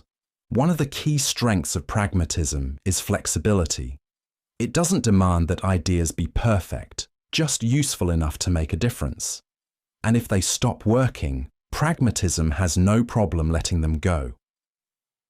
By measuring truth through outcomes, pragmatism blends philosophy with real-world thinking. It treats ideas less like sacred answers and more like strategies, tools we test, refine, and keep using only as long as they help us navigate the world. Phenomenalism. When you leave a room, do the objects inside still exist? Phenomenalism says that's not the right question, because things don't exist independently of experience. They exist as possibilities of perception. Phenomenalism is a philosophical view that connects the existence of physical objects directly to sensory experience. According to this idea, to say that something exists is really just to say that it could be experienced under the right conditions. If no one is experiencing it, its existence still depends on how it would appear if someone were there to observe it. For example, imagine a book sitting on a shelf. Even if no one is in the room, phenomenalism holds that the book still exists, because if someone were to walk in, they would see it, touch it, or even hear it fall. Its reality is defined by the experiences it could produce, not by something separate or hidden behind them. This idea gained traction in the 19th and 20th centuries, especially among philosophers trying to make sense of how we talk about things we aren't currently sensing. Phenomenalism avoids saying objects have a mysterious existence out there. Instead, it treats talk about objects as shorthand for patterns of potential experiences. One advantage of phenomenalism is that it avoids some of the problems raised by skepticism. Since it doesn't rely on a world beyond experience, it doesn't need to prove that world exists. Everything meaningful is grounded in what can be observed, or at least what could be observed. Phenomenalism reshapes how we think about reality. It doesn't deny the world. It just shifts the focus from invisible matter to observable moments, turning physical objects into bundles of sensory possibilities rather than independent things. Coherentism. Most people think a belief is justified if it rests on solid evidence. But what if there's no ultimate starting point, just a web of beliefs supporting each other? That's the idea behind coherentism. Coherentism is a theory in epistemology, the study of knowledge. It suggests that beliefs are justified not because they rest on a single foundational truth, but because they fit together in a consistent and logical system. In other words, a belief is reasonable if it makes sense within the bigger picture of everything else you believe. Think of it like a puzzle. One piece doesn't prove the picture is right, but if all the pieces connect and form a clear image, you trust the result. In coherentism, knowledge works the same way. Individual beliefs gain strength by how well they mesh with the rest of the system. This view stands in contrast to foundationalism, which says knowledge should rest on a firm base of self-evident truths or direct experiences. Coherentists argue that no belief stands completely alone. Even things we take for granted, like what we see or remember, are interpreted through our background beliefs. A simple example might help. Suppose you believe your friend is at home because their lights are on, their car is in the driveway, and they said they'd be home earlier. Each of those observations supports the idea, but none of them prove it on their own. The belief becomes stronger because all the details fit together. Coherentism doesn't guarantee absolute certainty, but that's not the goal. Instead, it focuses on building a network of beliefs that reinforce each other, like a well-balanced structure. The more tightly connected and internally consistent your beliefs are, the more justified they become, at least within that system. Foundationalism. When building a house, you start with a foundation. Without it, everything else risks collapsing. Foundationalism applies that same idea to knowledge. Foundationalism is a theory in epistemology that says all of our beliefs are built on a base of basic, self-justified beliefs. These foundational beliefs don't rely on other beliefs to be considered valid. They're seen as secure starting points. From there, more complex beliefs are built on top, layer by layer. The structure is often imagined like a pyramid. At the bottom are beliefs that are considered obvious or undeniable. Things like, I exist, or I'm in pain. These are beliefs you can hold without needing further proof. On top of those, you build beliefs about the world, science, history, and everything else. This idea became especially important during the rise of modern philosophy. Thinkers like René Descartes were searching for certainty. Descartes famously doubted everything he could until he arrived at one belief he thought couldn't be doubted: that he was thinking. That, he believed, was a foundation strong enough to build upon. In foundationalism, justification moves upward. Higher-level beliefs, like the idea that water boils at 100 degrees Celsius, are supported by more basic ones, like sensory observations and logical reasoning. The goal is to avoid circular reasoning, where beliefs only support each other without any secure base. Critics argue that finding truly foundational beliefs is harder than it sounds. What feels obvious to one person might not be obvious to another. Still, foundationalism has been influential in shaping how we understand knowledge and certainty. At its core, foundationalism is an attempt to ground human understanding on something firm, starting with beliefs that can stand on their own, and using them to support everything else we claim to know. Constructivism. No one is born knowing what a country is, what money means, or how traffic lights work. These things aren't found in nature. They're built by people. That's the basic idea behind constructivism. Constructivism is the philosophical view that knowledge and meaning are not simply discovered, they're constructed. According to this idea, we don't just passively absorb facts from the world.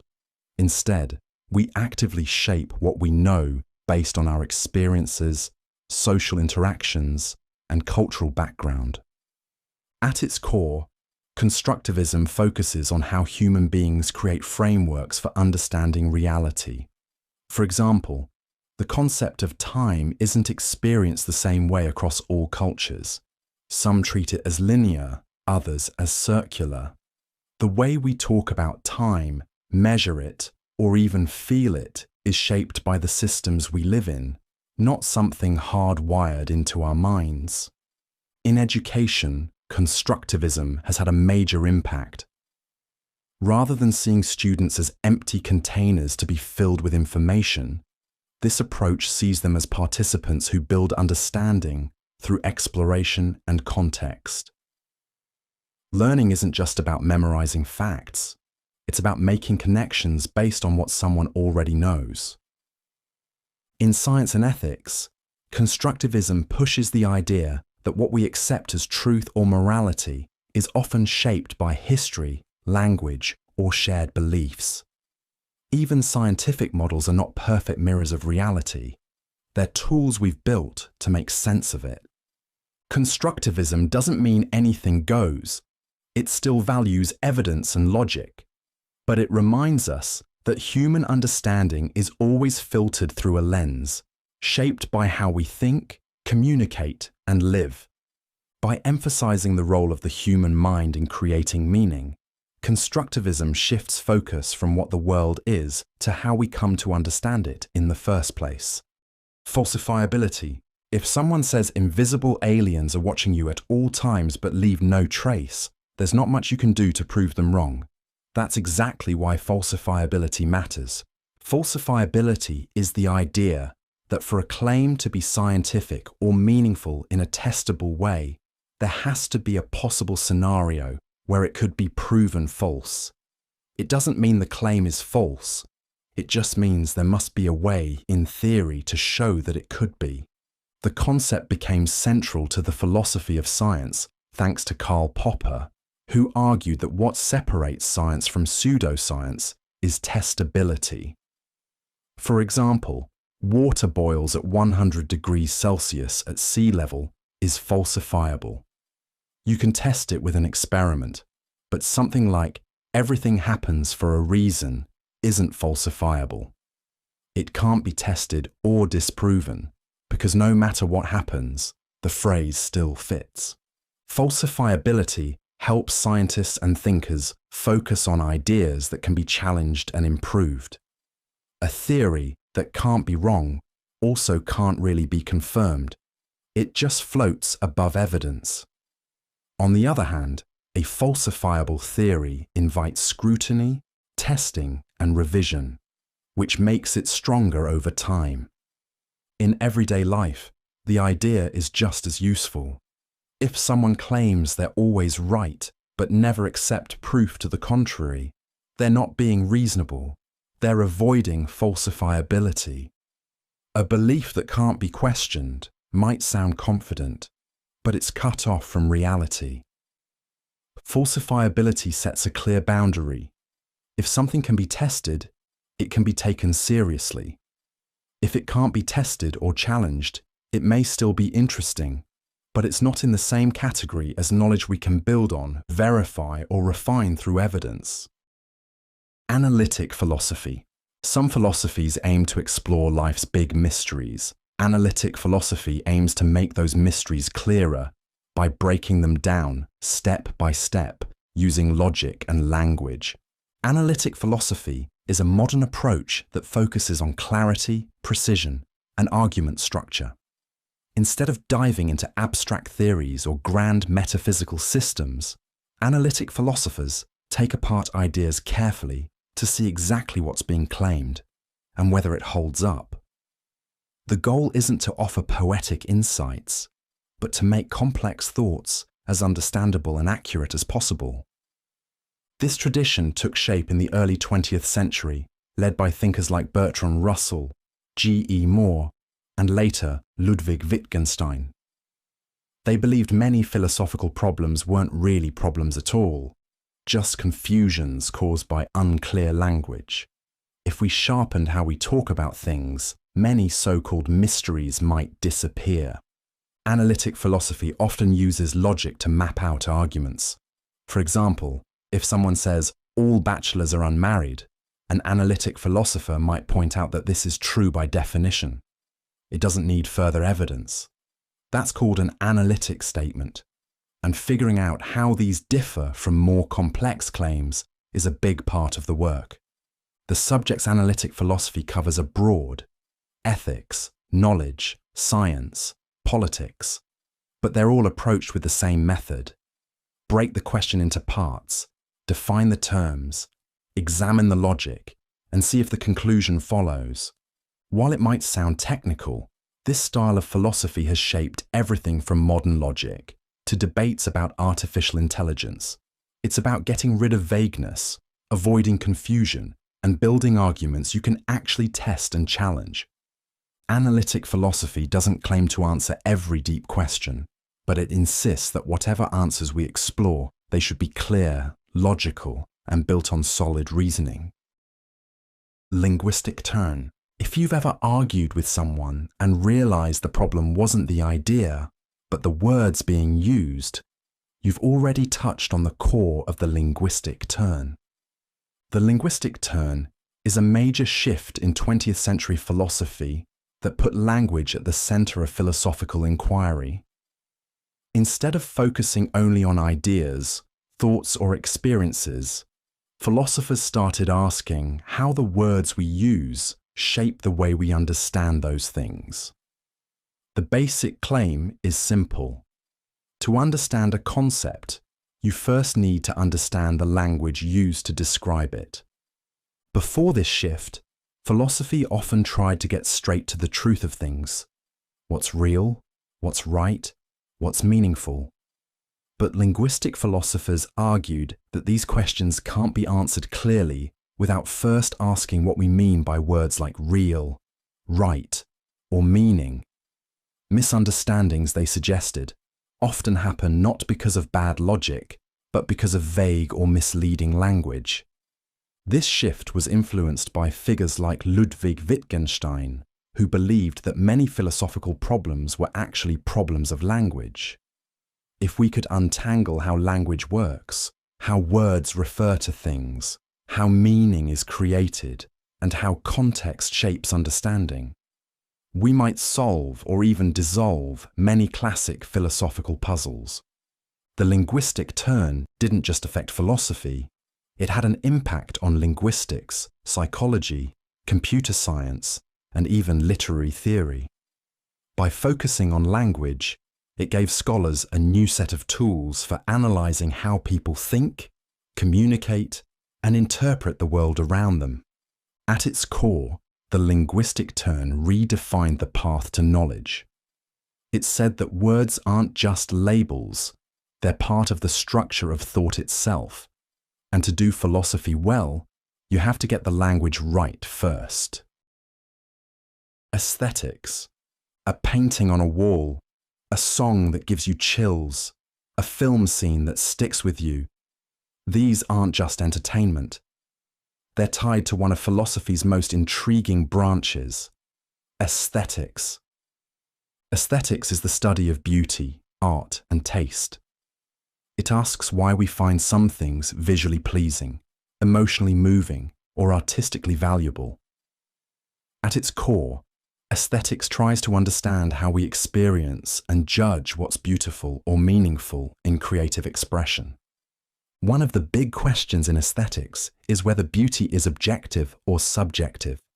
In simple terms, is something beautiful because it has certain qualities or because someone happens to like it? Some philosophers argue that beauty follows universal rules, like symmetry or harmony, while others believe it depends entirely on personal or cultural preferences. Aesthetics doesn't just deal with fine art. It also explores everyday experiences, like why we enjoy sunsets, admire fashion, or care about how a room is decorated. Even design choices in technology or branding tie back to aesthetic principles. Another important area is the nature of art itself. What makes something art? Is it the creator's intention, the viewer's reaction, or the context in which it appears? A urinal in a museum might be art, while the same object in a restroom isn't. Aesthetics digs into why that shift matters. It also looks at how art communicates emotion, meaning, or political ideas. A protest mural, a tragic novel, or a minimalist sculpture can all provoke different reactions, and aesthetics helps unpack how and why that happens. Philosophers like Plato, Kant, and more recently, Arthur Danto, have all wrestled with the boundaries and value of art. Through aesthetics, we learn not just what we like, but how those preferences shape the way we think about culture, identity, and human experience. Sublime, standing on the edge of a cliff, staring out at a thunderstorm rolling over the ocean, you might feel something that's not just beauty, but something bigger, more overwhelming. That feeling is what philosophers call the sublime. The sublime is a concept in aesthetics used to describe experiences that are vast, powerful, or even terrifying, yet still deeply moving or awe-inspiring. Unlike ordinary beauty, which is often calming or pleasant, the sublime has a kind of intensity that pushes beyond comfort. It's not about perfection or balance. It's about encountering something so immense or profound that it shakes you a little. Philosophers started exploring the sublime in the 18th century. Edmund Burke described it as something linked to fear and grandeur, like mountains, storms, or deep space. Immanuel Kant added that the sublime is about the mind recognizing something bigger than itself, something it can't fully grasp but still tries to process. Importantly, the sublime isn't just about nature. It can show up in art, architecture, or even big ideas. A towering cathedral, a dystopian painting, or a story about the vastness of time can all trigger that same overwhelming mix of awe and unease. The experience of the sublime often creates a paradox. You feel small, but not powerless. The scale of what you're seeing or thinking about might dwarf you, but it also connects you to something larger. It's not fear in the usual sense. It's fear mixed with wonder, distance, and curiosity. The sublime stretches how we think about aesthetics. It reminds us that not all beauty is soft or sweet. Some of it is wild, intense, and almost too much to handle. Philosophically, it opens up conversations about human limits, emotional depth, and the kinds of experiences that go beyond everyday understanding. Beauty. You see a sunset, hear a melody, or look at a painting, and something just clicks. It feels right. It feels beautiful. But what is beauty exactly? Philosophically, beauty is one of the oldest and most debated ideas. It's a concept in aesthetics that deals with what we find visually or emotionally pleasing. But beauty isn't just about appearances. It's also tied to harmony, balance, and sometimes even meaning. The big question is whether beauty is something objective, out there in the world, or something completely subjective, based on personal taste. Some thinkers have argued that beauty follows certain rules. Things like symmetry, proportion, and clarity tend to show up again and again, from classical architecture to human faces. That's why we often find patterns in nature or design so appealing. There seems to be a structure we recognize, even if we can't always explain why. Others say beauty is purely in the eye of the beholder. What one culture sees as beautiful, another might not. A minimalist sculpture might feel cold to one person and elegant to another. And trends change. What's considered beautiful in fashion, music, or art evolves over time.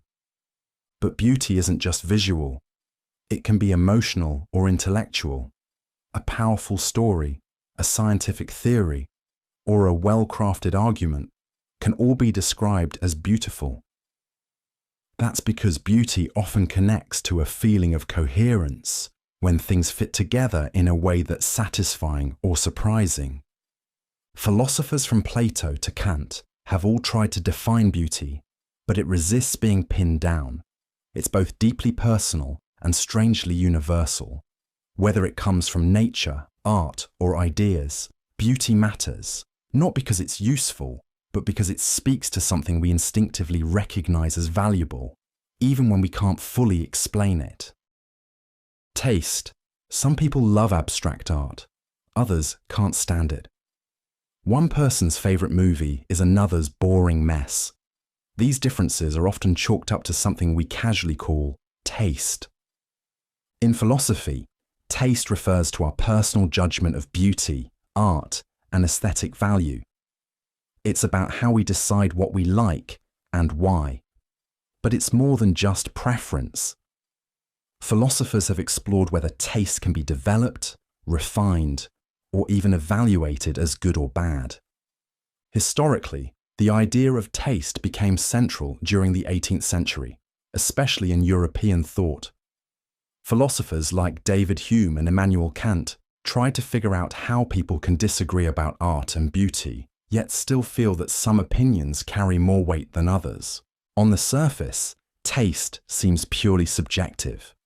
One person enjoys romantic comedies, another prefers documentaries. That's just how it is. But philosophical theories of taste dig deeper. Can we say one person has better taste than someone else? And if so, what does that mean? Hume suggested that good taste isn't about having the right opinion, but about having experience, sensitivity, and the ability to see details others might miss. A well-trained eye, or a practiced ear, can make more informed judgments, just like a skilled wine taster notices more than a casual drinker. Kant added another twist. He argued that when we say something is beautiful, we speak as if others should agree, even though we know they might not.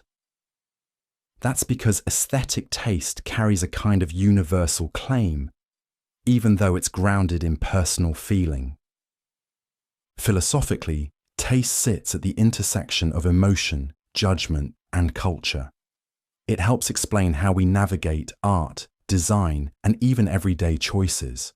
And while it's shaped by experience and background, it also reveals how deeply personal and shared our aesthetic lives can be. Artistic expression, a painting, a poem, a film, a dance. These aren't just things we look at or listen to. They're forms of artistic expression, and they tell us something deeper about what it means to be human. In philosophy, artistic expression is the idea that art is not just about creating objects. It's about conveying thoughts, feelings, or perspectives that might be difficult to express in ordinary language. When someone creates a piece of art, they're not just making something pretty or entertaining. They're communicating, using color, sound, shape, or motion as their language. This concept goes beyond just self-expression. It's not only about how an artist feels, but also about how that feeling is translated into a form that others can connect with. A piece of music might express sadness. A sculpture might capture tension or calm. and a photograph might reflect a political moment. What matters is how the work channels something from the artist into a shared experience for the audience. Philosophers have explored how this process works. Some argue that artistic expression is about intent, what the artist wanted to say. Others focus on the result, what the audience perceives, even if that's different from what the artist had in mind. Either way, expression is key to how we understand and value art. Artistic expression also raises questions about creativity and authenticity. Is a machine-made painting expressive? What about art created under strict rules or commercial pressure? Philosophers use these questions to explore the boundaries of what counts as true expression. Ultimately, artistic expression connects the personal with the universal. It turns inner experience into something visible, audible, or tangible, something that invites others in. It's a bridge between individual perspective and shared meaning, and it's one of the most distinctive ways humans communicate who they are. Formalism. A painting might not tell a story, represent a person, or make a political statement, but it can still be considered great art. That's the core of formalism.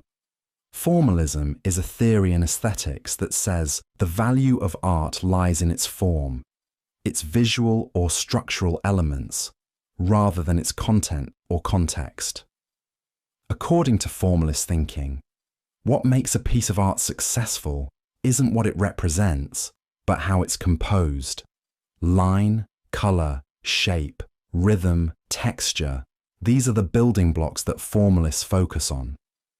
In this view, a painting of a tree isn't judged by how realistically it shows the tree or what the tree might symbolize. It's judged by how the lines interact, how the colors balance, and how the overall structure holds together.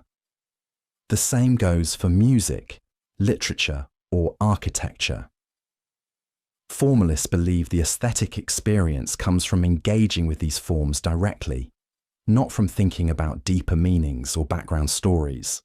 One of the most famous proponents of this idea was art critic Clive Bell, who argued that what makes art significant is its significant form, the arrangement of elements that provoke an aesthetic emotion. Similarly, in literary criticism, formalism looks at patterns, language, and structure in a text, rather than the author's intention or historical context. Critics of formalism argue that it strips art of its social and emotional layers. They say that ignoring content, history, or the artist's purpose can oversimplify what art is about. But formalists push back, claiming that sometimes meaning can distract from the pure aesthetic power of form itself.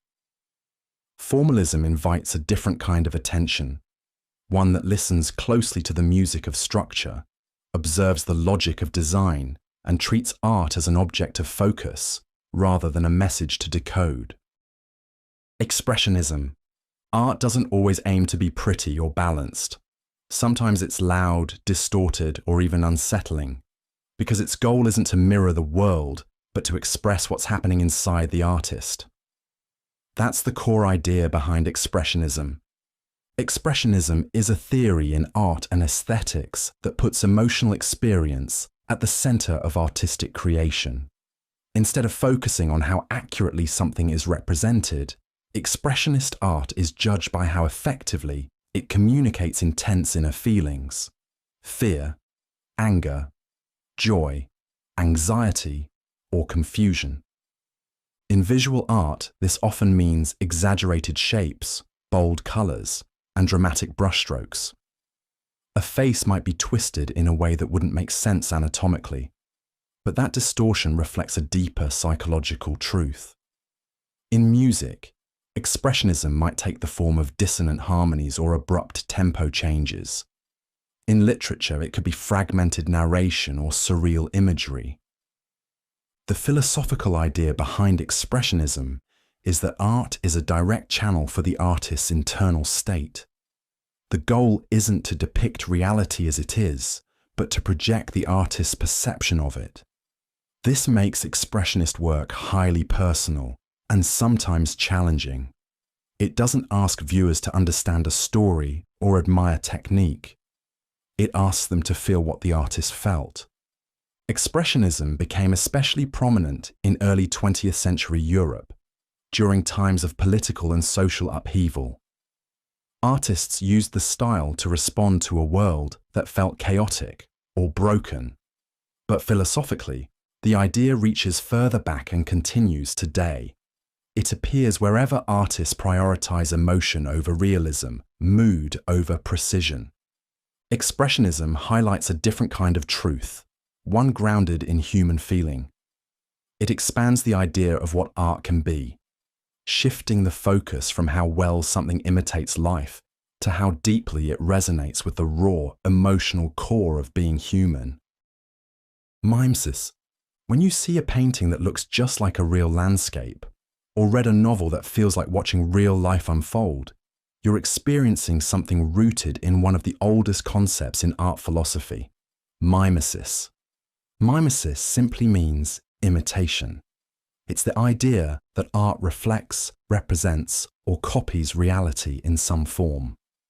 The concept dates back to ancient Greece, where philosophers like Plato and Aristotle used it to explain how art relates to the world around us. For Plato, mimesis was something to be cautious about. He believed art was just a copy of a copy. Reality, in his view, came from perfect, abstract forms, and everything we see around us is already an imperfect version of that. So if art imitates those imperfect things, it's even further removed from the truth. To him, mimetic art could be misleading or emotionally distracting. Aristotle, on the other hand, took a more practical view.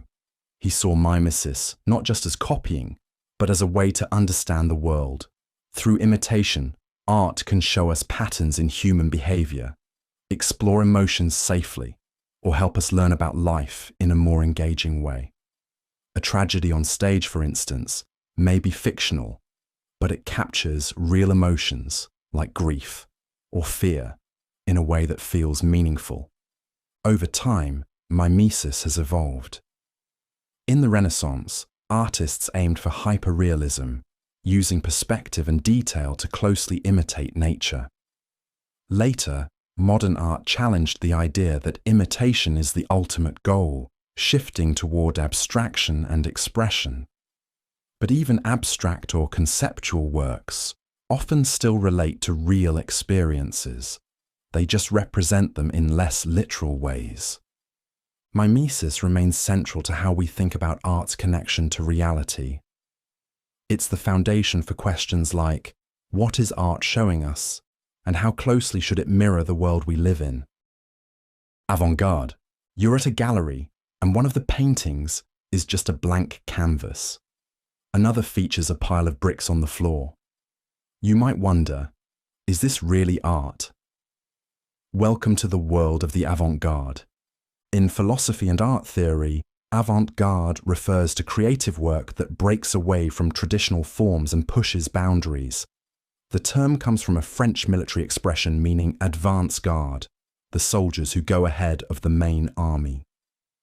In the arts, avant-garde describes those who are ahead of their time, experimenting with new ideas, styles, and methods. Avant-garde art isn't just about being different for the sake of it. It's about challenging established norms, both in aesthetics and in society. That could mean rejecting realism in favor of abstraction, using unconventional materials, or turning art into political critique. Think of Dada's absurd collages during World War I, or conceptual pieces from the 1960s that questioned whether an object was even necessary for something to be called art. Philosophically, the avant-garde raises important questions about the role of art itself. Should art please the audience or provoke them? Should it reflect culture or try to change it? Avant-garde movements tend to reject the idea that art has to be beautiful or follow traditional rules. Instead, they explore what happens when art becomes disruptive, unpredictable, or even uncomfortable. Not everyone embraces the avant-garde. Some see it as pretentious or inaccessible. But historically, today's strange experiments often become tomorrow's mainstream. Impressionism, jazz, and even modern cinema all began as avant-garde movements before gaining widespread acceptance. At its core, the avant-garde isn't about having all the answers. It's about expanding the possibilities of what art can be. It asks us to consider how creativity evolves and how far it can go when it refuses to stay inside the lines. Institutional theory of art. A urinal placed in a museum might look like a plumbing fixture in any other context, but in the art world, it's considered a masterpiece. That's exactly the kind of puzzle the institutional theory of art tries to explain.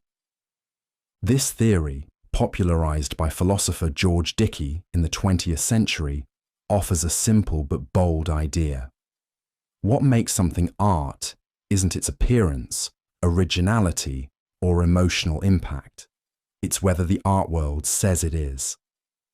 In other words, art is defined by the institutions that surround it: museums, critics, galleries, curators, and the broader cultural network that labels and validates works as art. Think about it this way. A painting by a child taped to a fridge isn't treated the same as a similar abstract work hung in a modern art museum. Even if they look alike, their meaning changes based on where they're placed and how they're received. The institutional theory says it's the context, not just the content, that matters. This doesn't mean anything can be art just by declaring it. According to the theory, there still needs to be recognition from the established art community. It's not just about an object, it's about that object being presented and accepted within an ongoing tradition of artistic practice. Critics of the theory argue that it gives too much power to elite institutions and sidelines the importance of intention or creativity, but supporters say it reflects how the art world actually works. It explains why unconventional works like Duchamp's fountain or Warhol's soup cans are taken seriously. Not because they follow traditional rules, but because they've been given status through cultural recognition. The institutional theory shifts focus from what art is to how it functions within a system. It's a way of understanding art not just as creation, but as participation in a shared cultural framework. Philosophy of life. Everyone has a routine. Wake up, go to work, spend time with family, relax before bed. But underneath all of that is a bigger question. What's it all for? That's where the philosophy of life comes in. Philosophy of life is a broad, reflective approach to understanding the meaning, direction, and value of human existence. It's not a single theory or school of thought. Instead, it's an umbrella for exploring the big picture questions that shape how people live. What does it mean to live well? What makes life meaningful? How should one handle suffering, success, or mortality? Unlike specific branches of philosophy like ethics or metaphysics, philosophy of life blends many perspectives, drawing from ancient wisdom, personal reflection, and even practical experience. For example, Stoicism emphasizes endurance and rational control.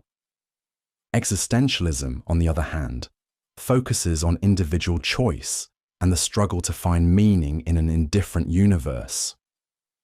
Other views might highlight service to others, pursuit of happiness, or alignment with nature. This kind of philosophy often overlaps with religion, psychology, and art.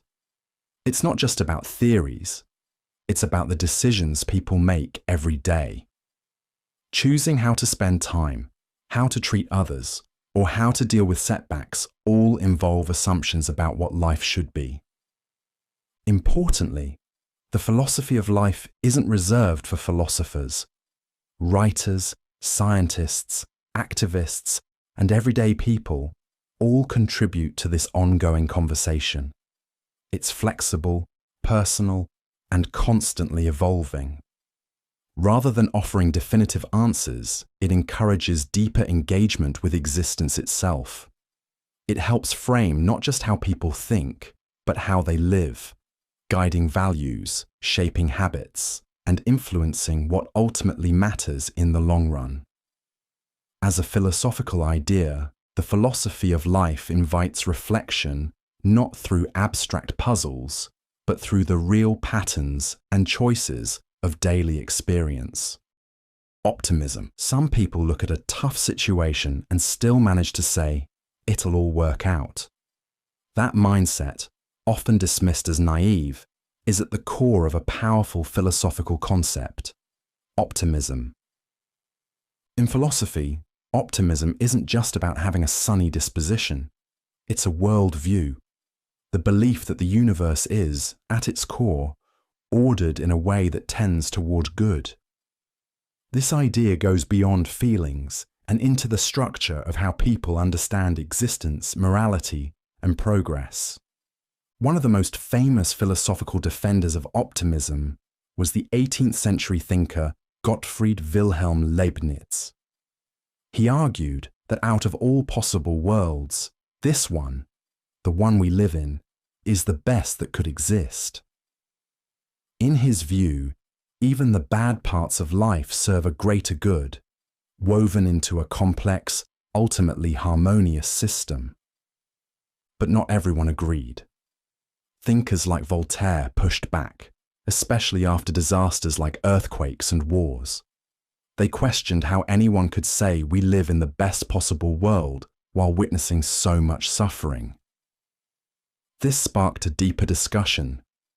Is optimism realistic, or does it ignore the harsh parts of life? Philosophical optimism doesn't claim life is perfect.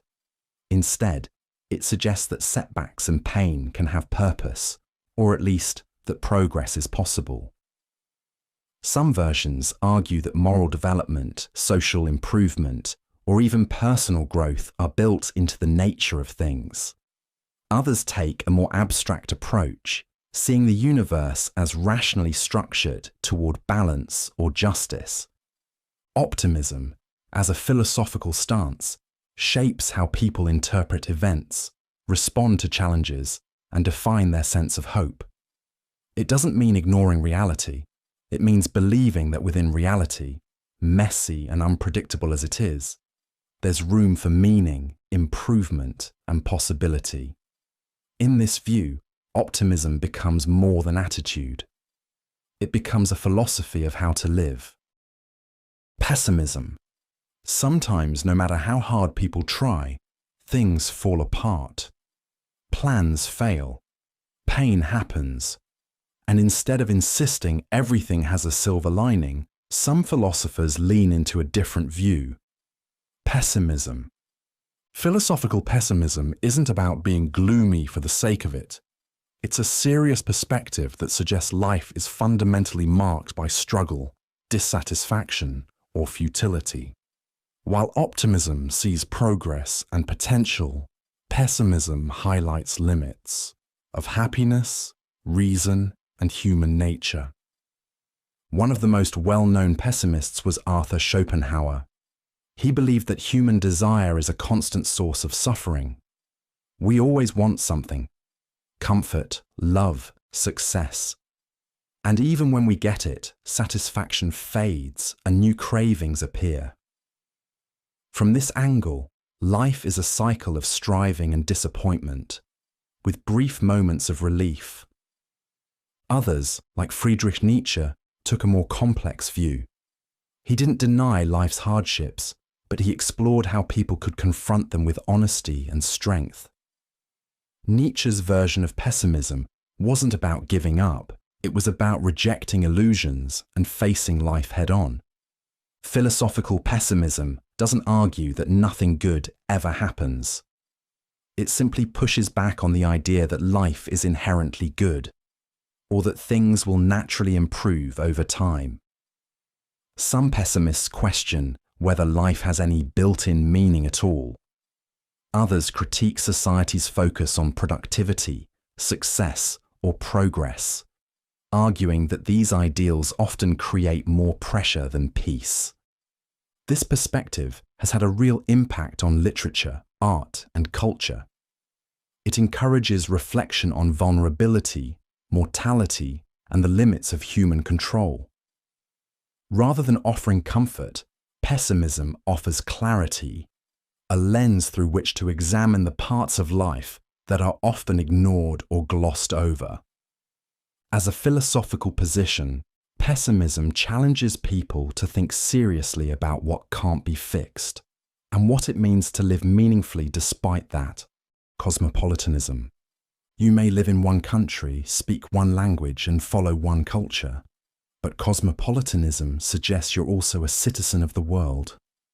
Cosmopolitanism is the philosophical idea that all human beings, regardless of their nationality, ethnicity, or background, belong to a single moral community. It's a view that values shared humanity over borders, arguing that people everywhere have equal worth and deserve equal consideration. The roots of cosmopolitanism go back to ancient Greece, where thinkers like Diogenes called themselves citizens of the world. But in modern times, it's been used to rethink global ethics, justice, and responsibility in a deeply interconnected world. At its core, cosmopolitanism challenges the idea that loyalty to one's own country or group should come before concern for others. For example, if people in one country are suffering from famine or conflict, cosmopolitan thinking says we shouldn't ignore them just because they're not our neighbours or fellow citizens. Their well-being matters too. This doesn't mean erasing cultural differences or pretending everyone is the same. In fact, many cosmopolitan thinkers argue that global citizenship should include respect for diversity. What unites people, according to this view, is the ability to reason, to empathize, and to live by shared values like justice and dignity.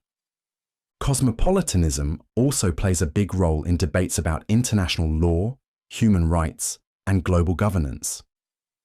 Should wealthier countries do more to help poorer ones? Should climate change policies account for global fairness? These are cosmopolitan questions. Philosophers like Immanuel Kant and more recent thinkers such as Kwame Anthony Appiah have used cosmopolitanism to explore how people can live ethically in a globalized world, where actions in one place can affect lives halfway across the planet, and where belonging doesn't stop at the border.